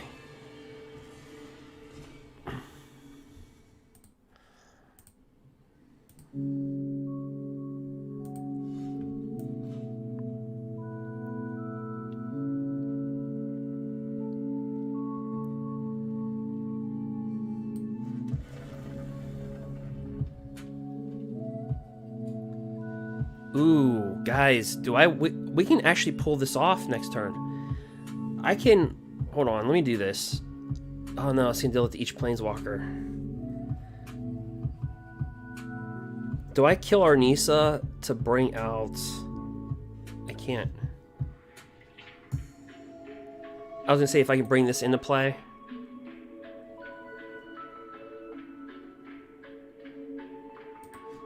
And kill that. We can actually hard cast Volkai next, or Tibalt next turn. But I'd be dealing 4 damage to Nissa.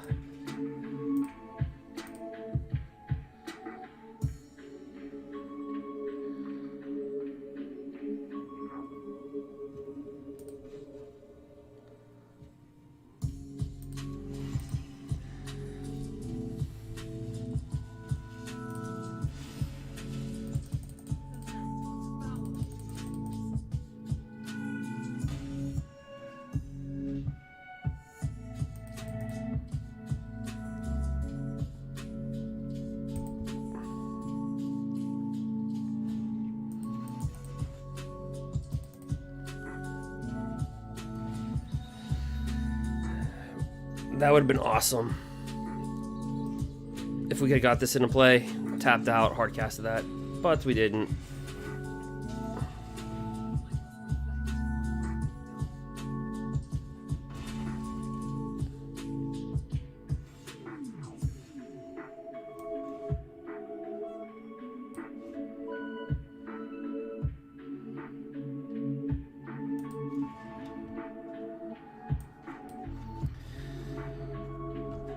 Make them discard as much as we can.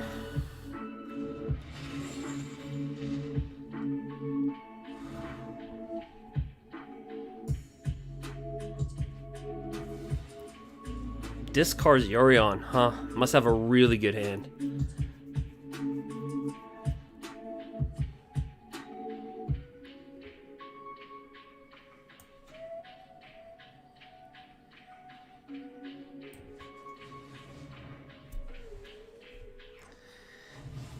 I want to be able to get this back.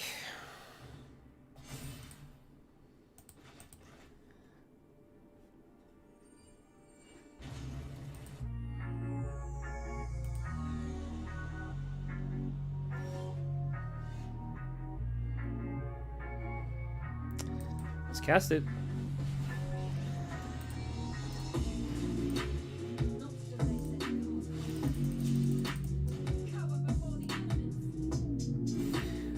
What's cool is next turn we can tap our lands out and then untap and cast the Valki.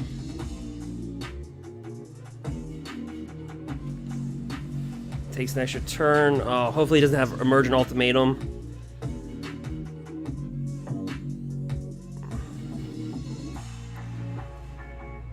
It's looking like he's setting up like he has it.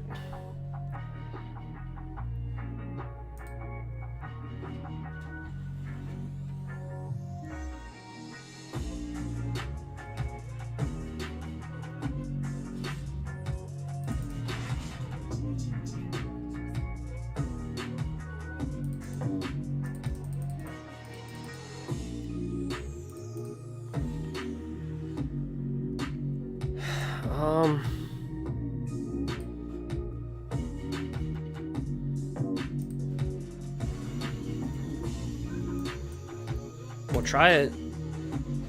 Oh, we got through. Holy crap.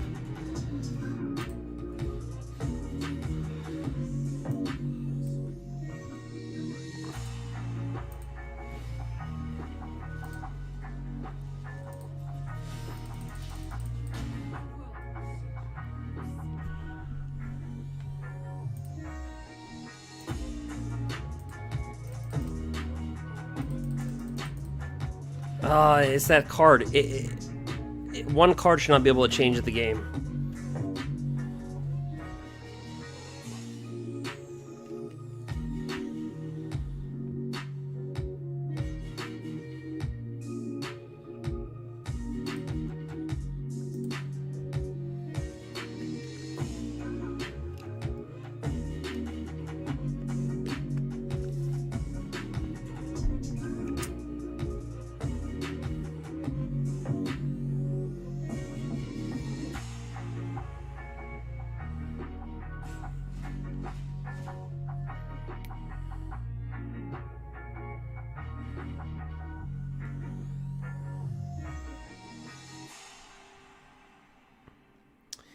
See, that card's a double Demonic Tutor and a double Fires of Intervention. That's the problem with the deck. With being able to be able to cast any side of a card, that's the problem. Alright, we can't have them get that.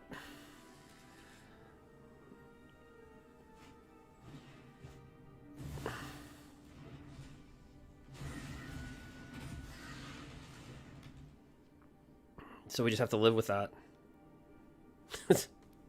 They will get an extra turn.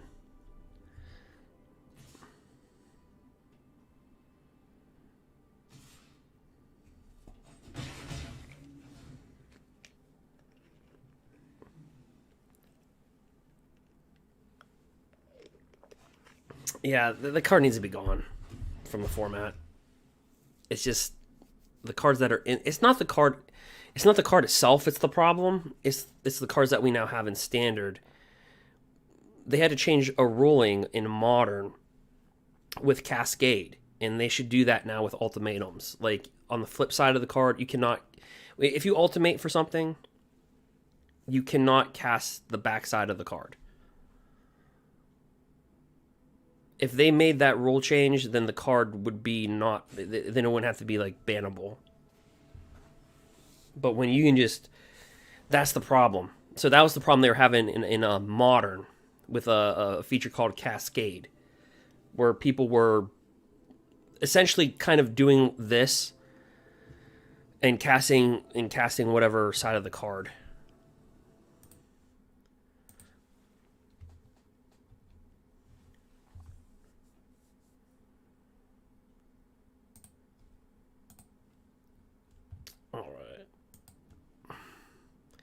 Again, we can't let him have Valki, so...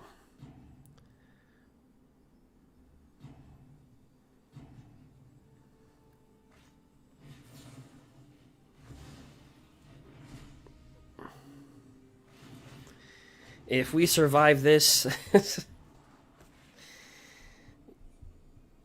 Yoicks. Zoinks.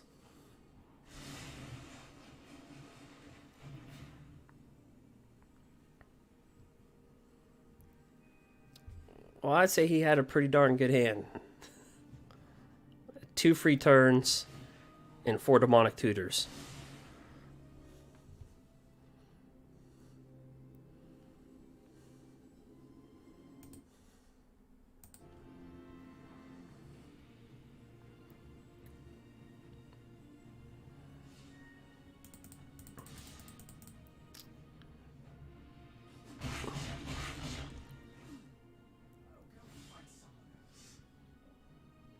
Well,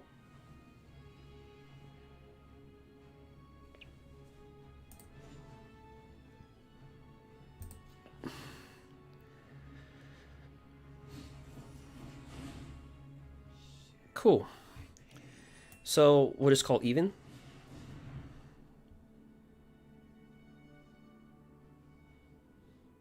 Ooh, that's gotta hurt. It is nice.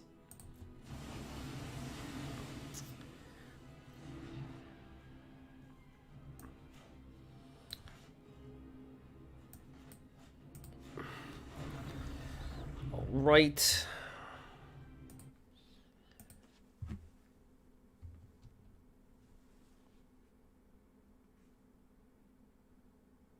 So, well, he may have a counter spell, so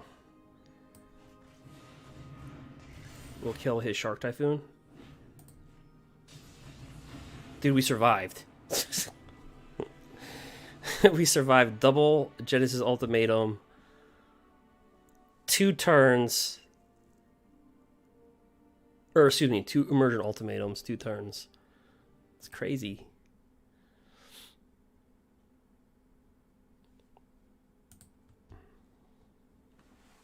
That is absolutely crazy that we survived that.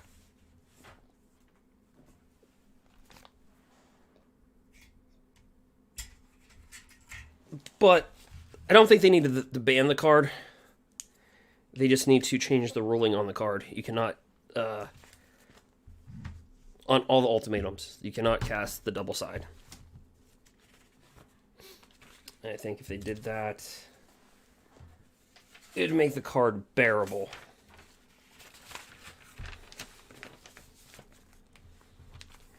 But we know they probably won't do that. They'll probably just ban something in a month or 2. Oh.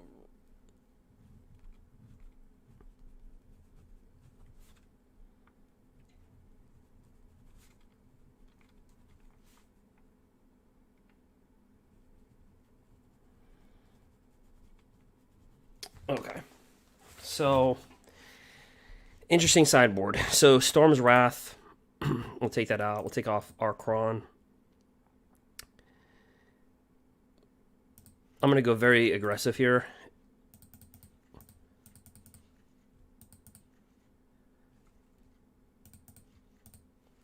Because we want to be able to draw cards and strip their hand. Okay, so I got to get rid of 4 cards. Nissa was a pretty stud in that matchup. But let's get rid of a Cultivate.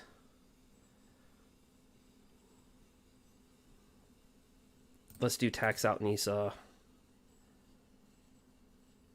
Get rid of another Cultivate. Let's do that.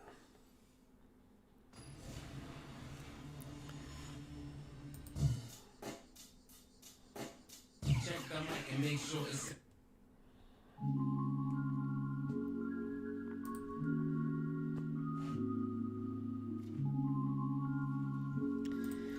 Okay, so Agnozing Remorse. We got a lot of hand removal.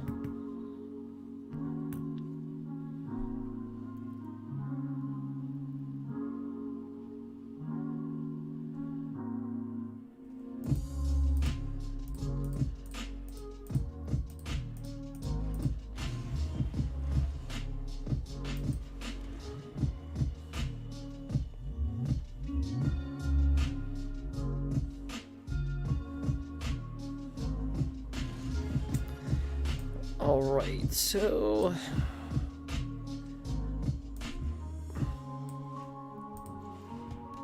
let's see that hand. Ooh, Emergent Ultimatum.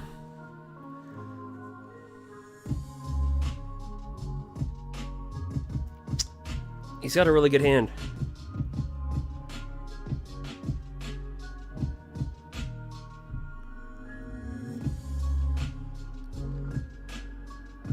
But I think we're gonna have to take that out.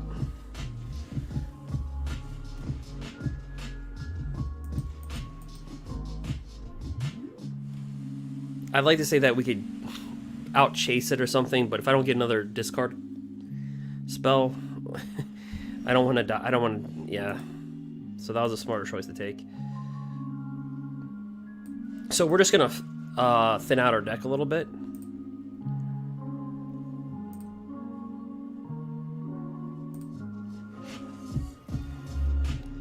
And we do this for Kroxa, right? The double red and the double black.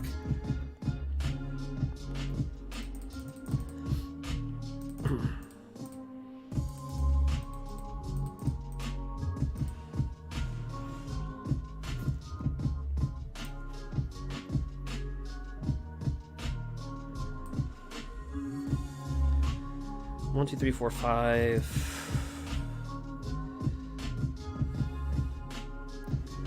He might be enticed to kill this. Who knows?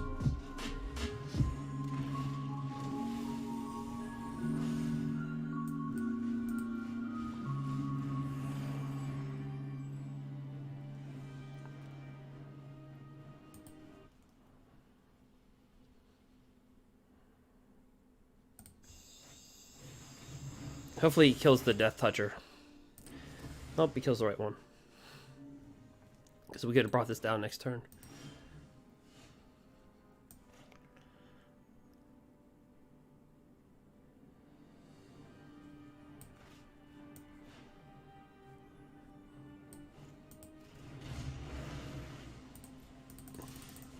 We'll attack. I'm going to kill that. And also so we can fetch. Alright. We got nothing. So we just forced a counter spell.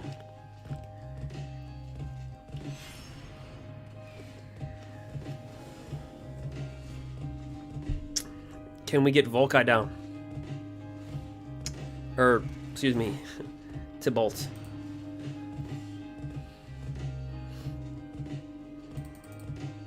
One, two, three, four, five, six, seven. We absolutely can.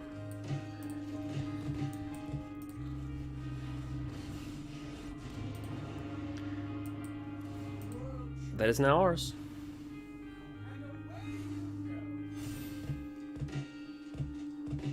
And then we have Kroxas. We can just like start to remove their hand. They might want to cast this.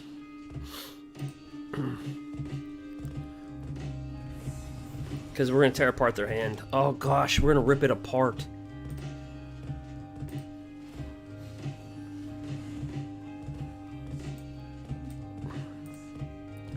Look at this, we're just going to tear them apart. See, I told you we were just going to gain cards to just tear them apart.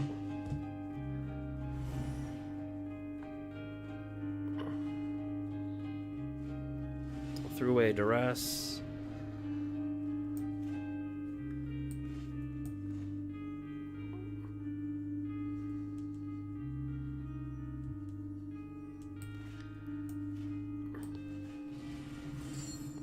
Yeah, let's bring this out.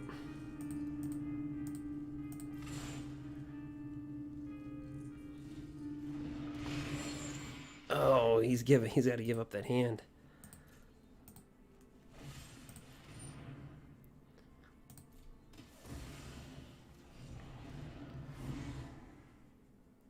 Oh, we just stripped his hand entirely.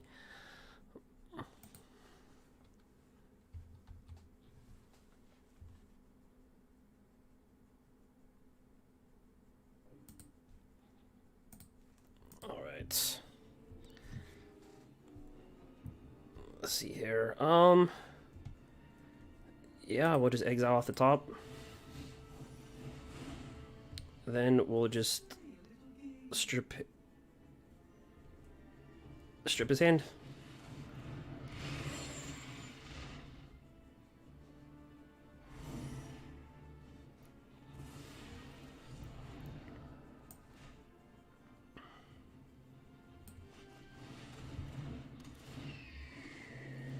Submit 0.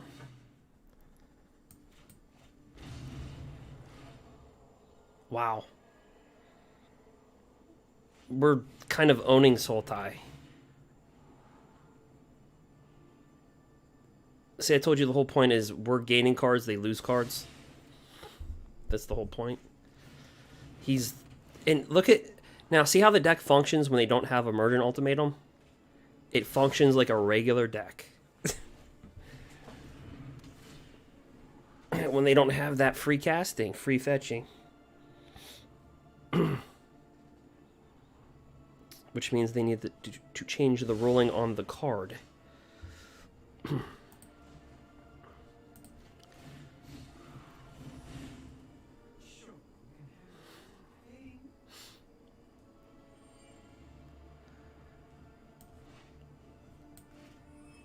Let's see what he got.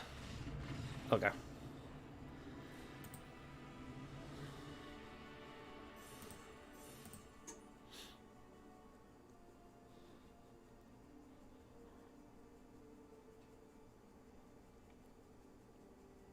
See, I said this deck looks crazy.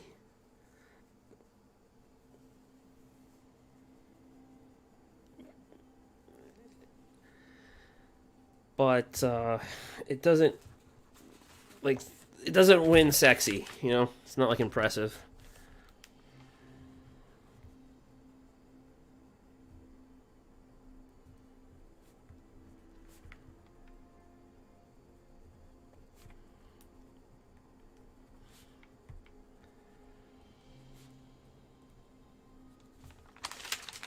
Not impressive. All right. We'll play another match.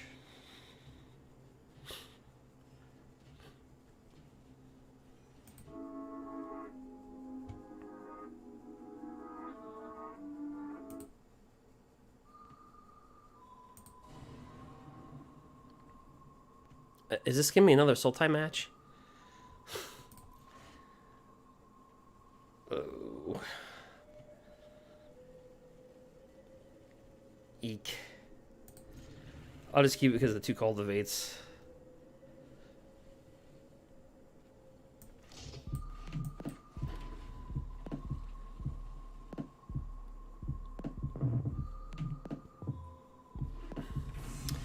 Yep, another match. So we need to get land.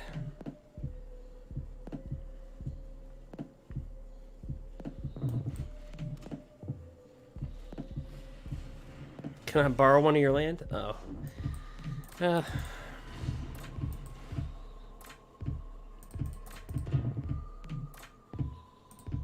So back-to-back Sultai. We dominated the last one.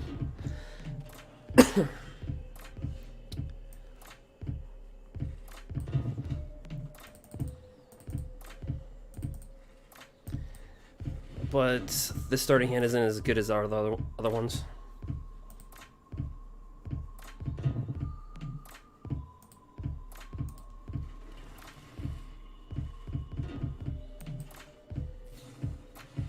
Yep.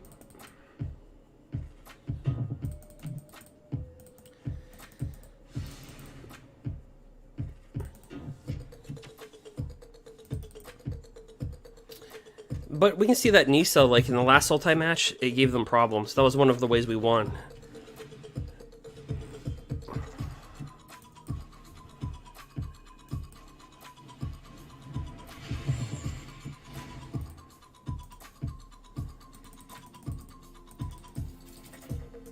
And that's why you're seeing White Weenie being played. Because you have to kill Sultai by like turn 6.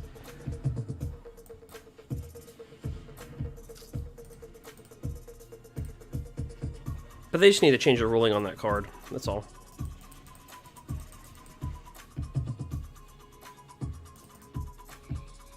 don't think... Alright, see, he's got that down. I thought it was Emergent Ultimatum. But I was shocked at last game. We survived 2 Emergent Ultimatums, 2 free turns, and we still won. That was kind of impressive.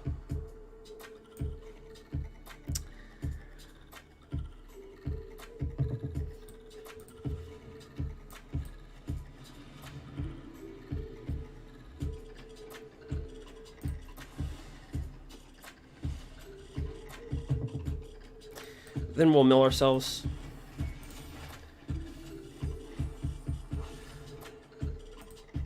We got Kroxa Unchained, I believe. No, we have Kroxa.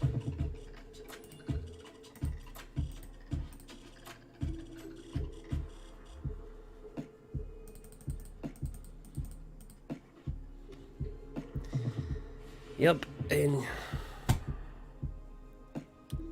so he's gonna go for Tybalt, the card that gives you a free turn, and maybe Shark Typhoon or like Kiora, Bessie God. Possibly Shark Typhoon. No, vorinclex. Ooch. Can't let him have Volkai. So, what the rolling change is, what they need to do with this card is what they did in Modern. It should not allow you to play the double side of a card. They had actually, that was the rolling change they made in Modern. That's just too strong. It's not the card itself. It's the cards that are in the format. Okay, so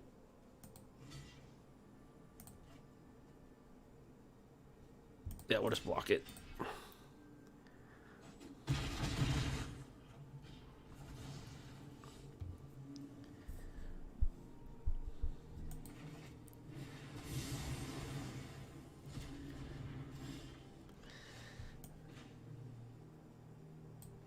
All right, we'll attempt to cast an Extinction Event.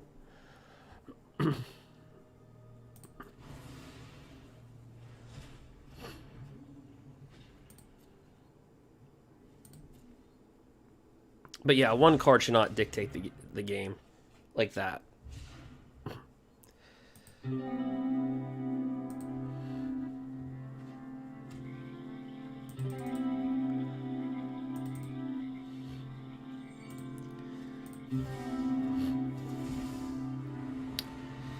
Well, they don't have the mana to hard cast it.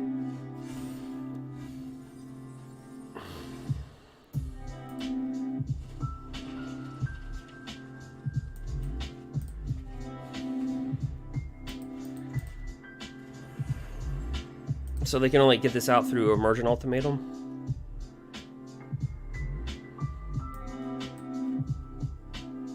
Might as well play it.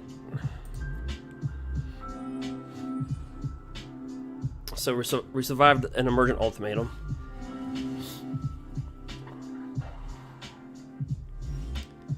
Oh, we have our own Volkai, except that we can hard cast it. We don't have to cheat it out. Nice. Does he have a counter spell? The ultimate question. And I'm willing to find out.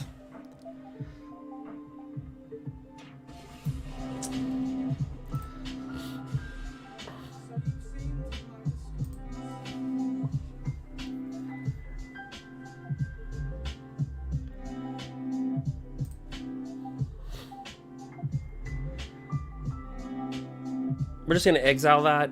Yeah, and he's making a smart move by killing his own creature. Because later on I could just cast that. We have the ability to hard cast. They don't. So the only way they can cast it is cheating it out.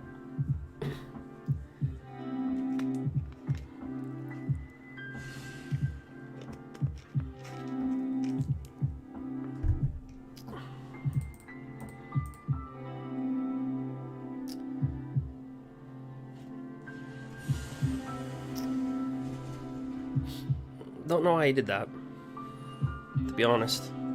Oh, we got another one. Fantastic. Oh. Just drop a 6/6. It is nice when you don't have to free cast.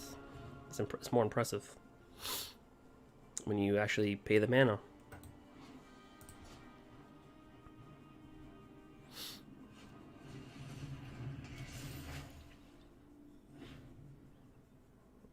That's a tough one. Do you kill? He knows we can recast Volkai or Tybalt. He doesn't see the other one in our hand though. So this is kind of back and forth. We have this Pokronos Unchained, but we're just gonna drop this.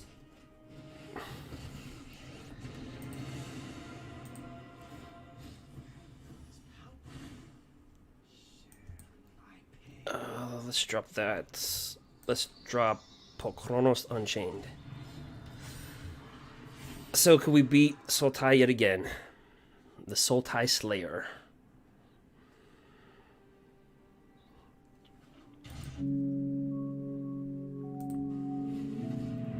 So he's thinning out his deck, so his top deck odds get better.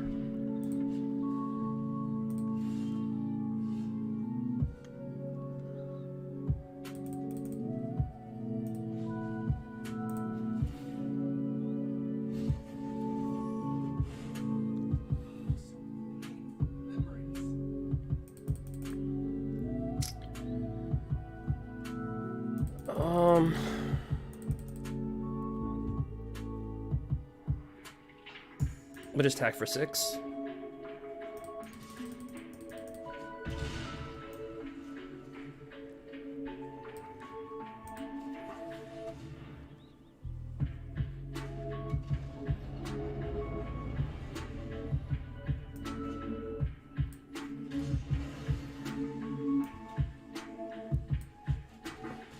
We'll thin out our deck too.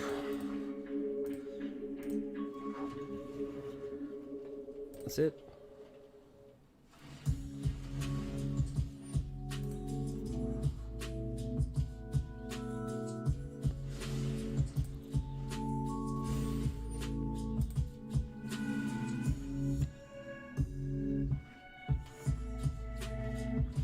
Oh, and that is so nasty. That like it ruins the game.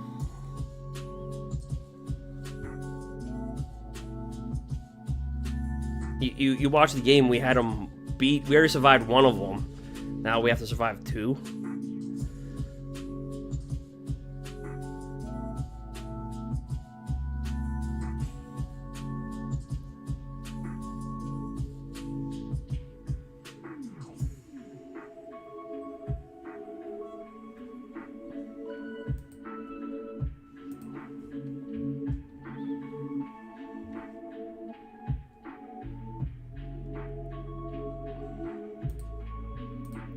All right.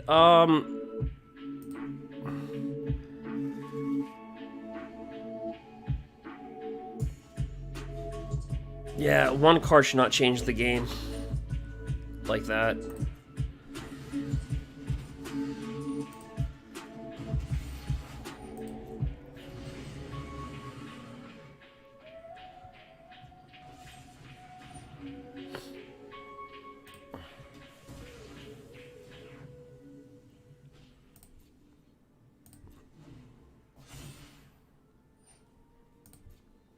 Yep.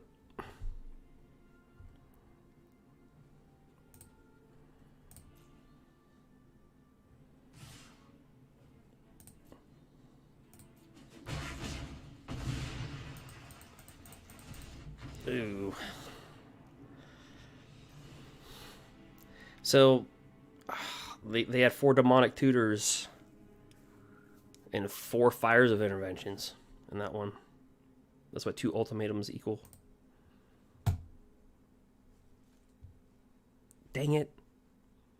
Close. Alright. So, what we're going to do...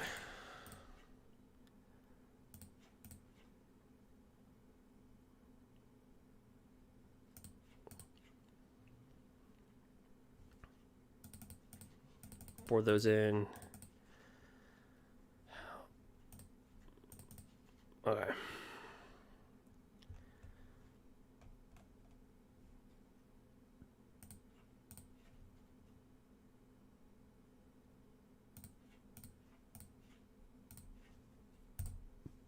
So that's what we're gonna do.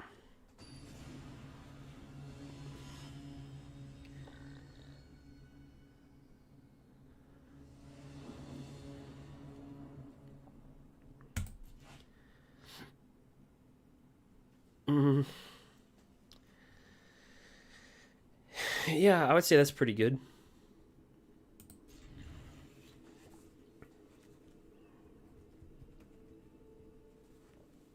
Let's see. Start with that.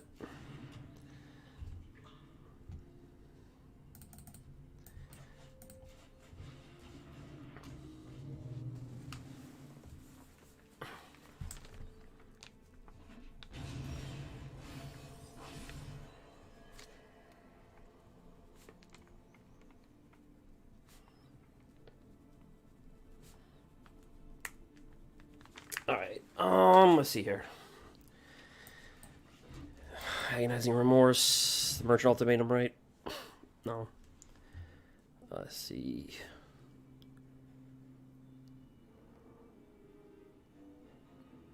Yeah, negate could be a problem.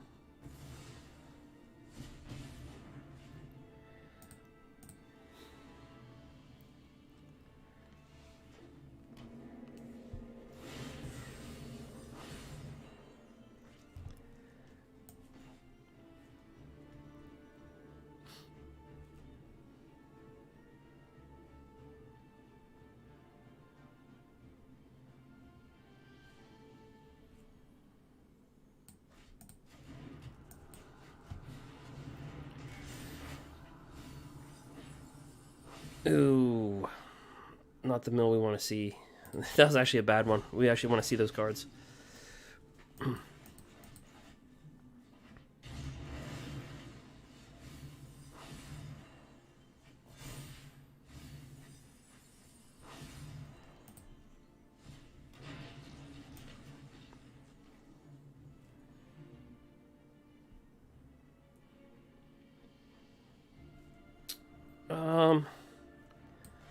Let me see what we're working with first here. See if we can get a Kroxa.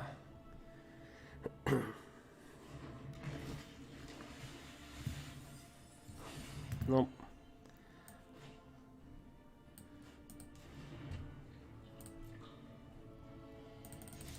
Slide in for 2. That is it.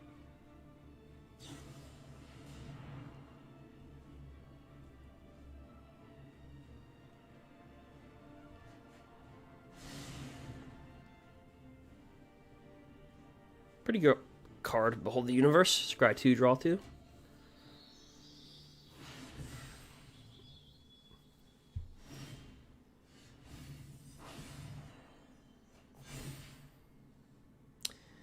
Yes, we get the scry for 3. You might want to kill a zombie. Yep. So we scry for 2. Ooh, necromentia.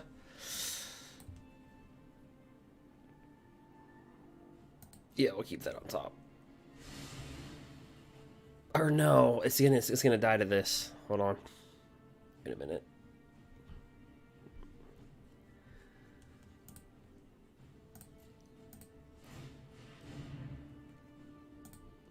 Let's draw a card. We got to draw this card. It's gonna mill. This is gonna mill it off. We don't want that.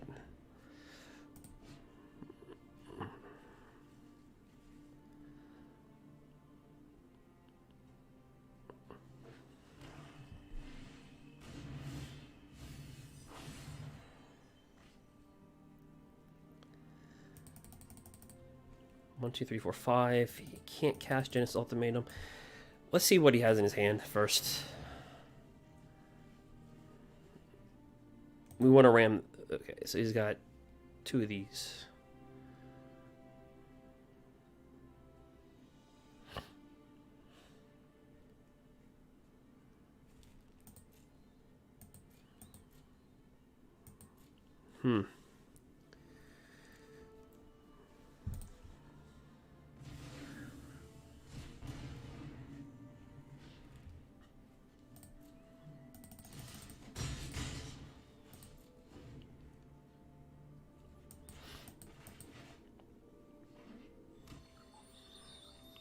reason why I didn't take this out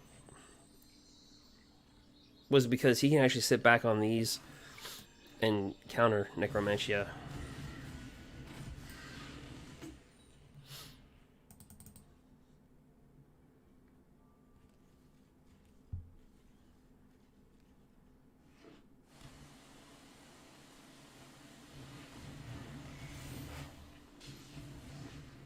All right.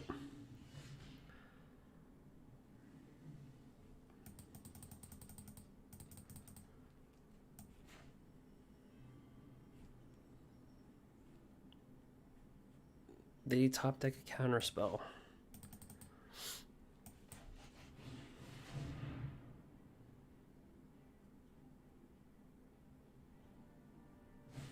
And he did. Top deck and negate. Wow.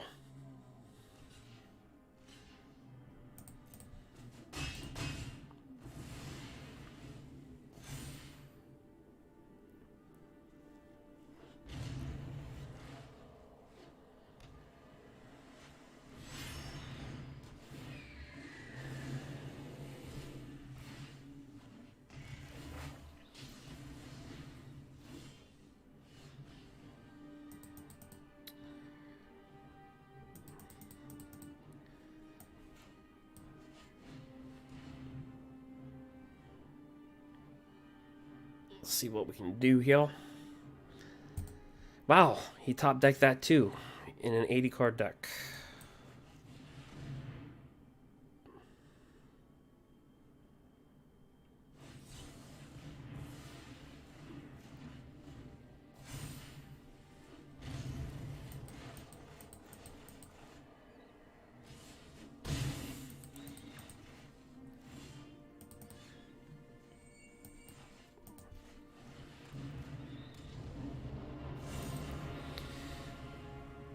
Alright, so I don't know what he has in his hand, but his top decks have been demonic tutors like that.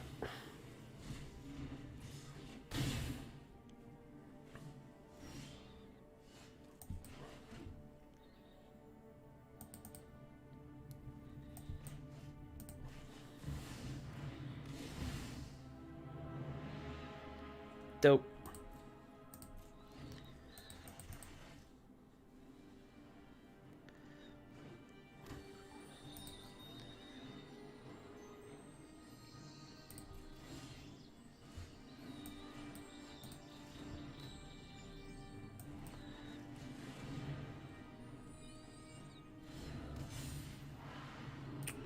Let's see here. No attacks. So unless he has a top deck from... Well, he's been top decking pretty good.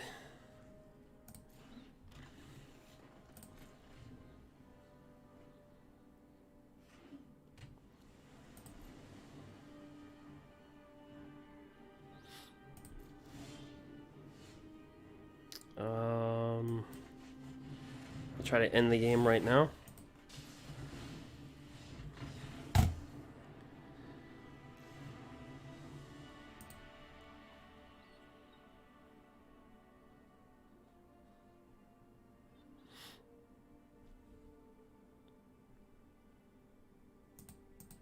To be honest, I'm surprised I even came back from that.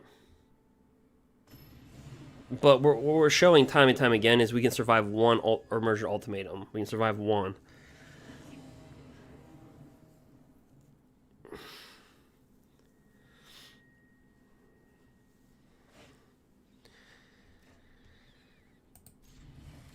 Yep.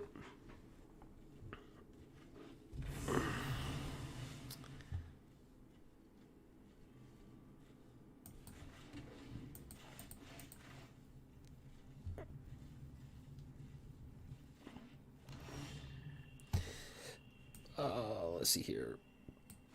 He could have a Girardi's whatever.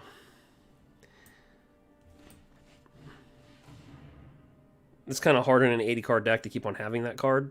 It's one colorless. Yeah, okay. It's a negate. But usually they have that that land.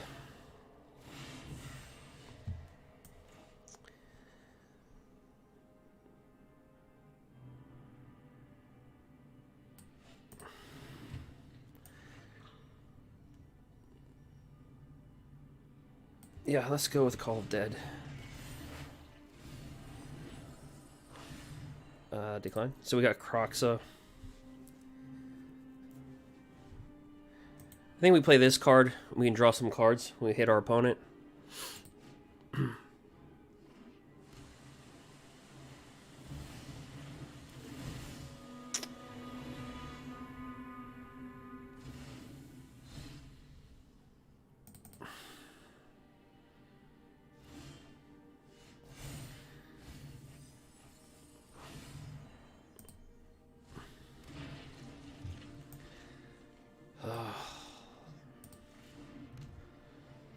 The top decks from God. Alright, so we're going to play with a red and a black.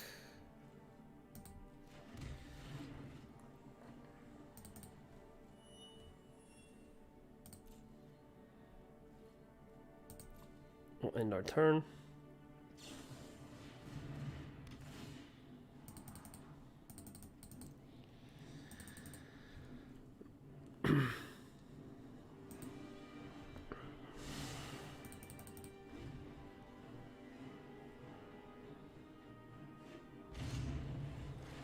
In 2 turns, he can get ultimatum.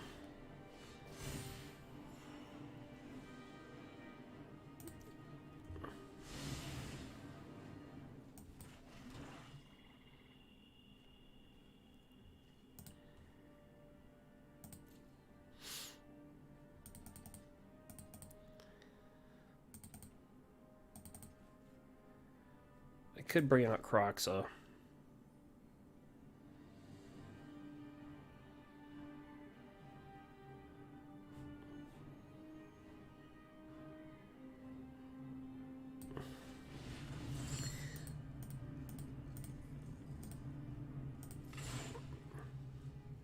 Try it.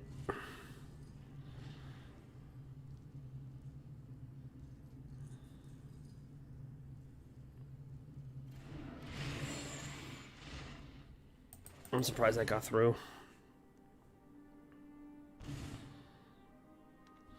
We're not going to attack because he can just flip this over. Actually, you know what? I am.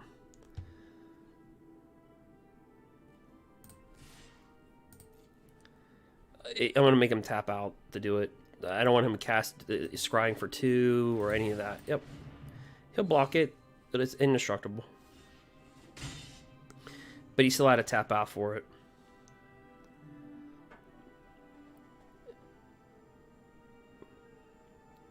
And that's the point. We don't want him scrying. We want him... Okay. You got a free turn. Q. He has to attack with this every turn.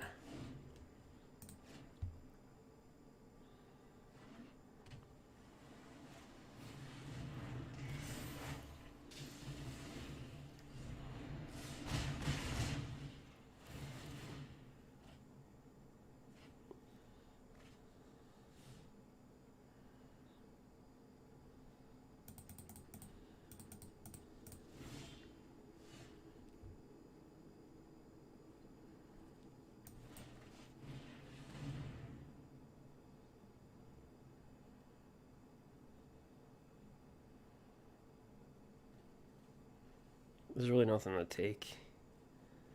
Scry 2, draw. I'll take that one.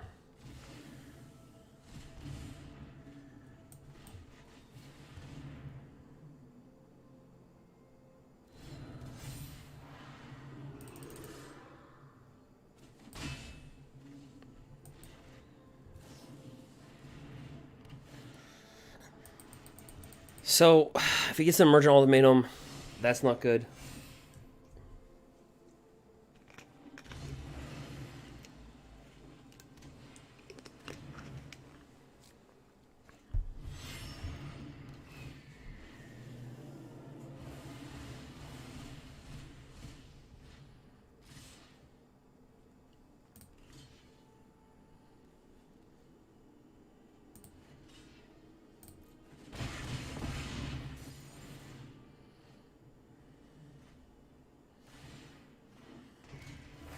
Ugh.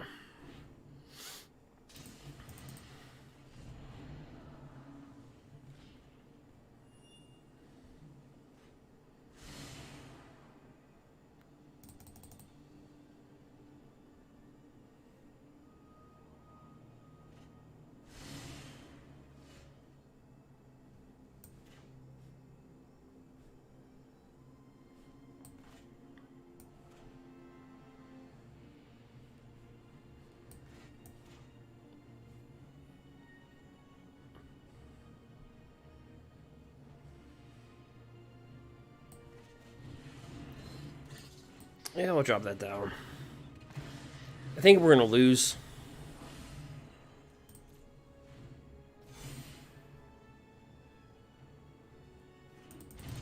But this really did show up. This deck.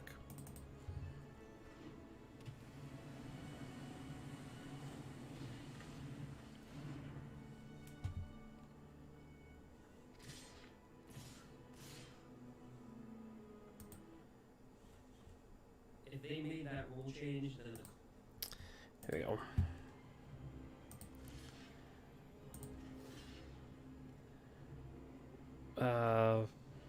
Yeah, we take the birds.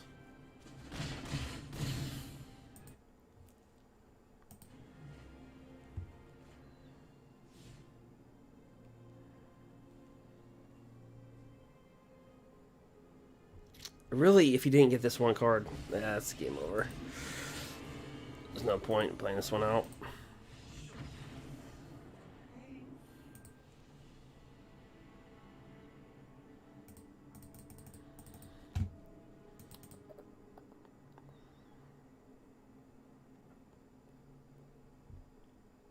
So it still didn't do bad.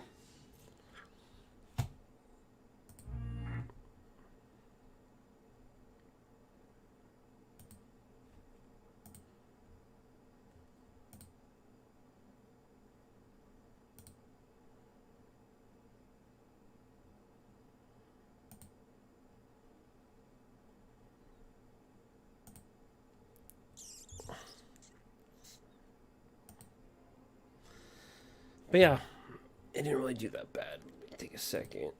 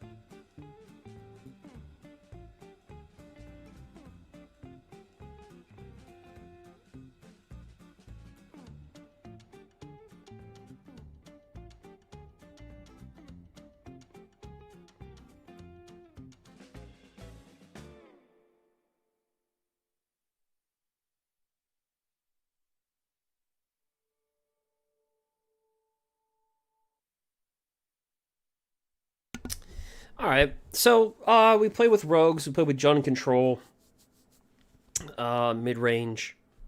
That's what I call it. Nobody really plays the deck that I play with, so I'll just call it Jund mid range control. JMC. But anyway, I'm gonna get off here. But pretty good. Saw a lot of soul tie, white, mono white. Rogues was a 50-50 deck. But we saw all the same decks. Yeah.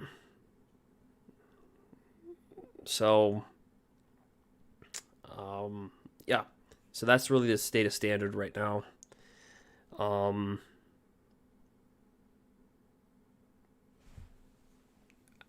I say the most played deck is Sultai. I would say second is looking like White Weenie. And at a third spot, I can't tell if it's Radkos or something else. There's really only like 6 decks being played. And that's what we saw in Zendikar Standard. We saw Rogues, Grow Aggro, Teamer, and like Dimir control.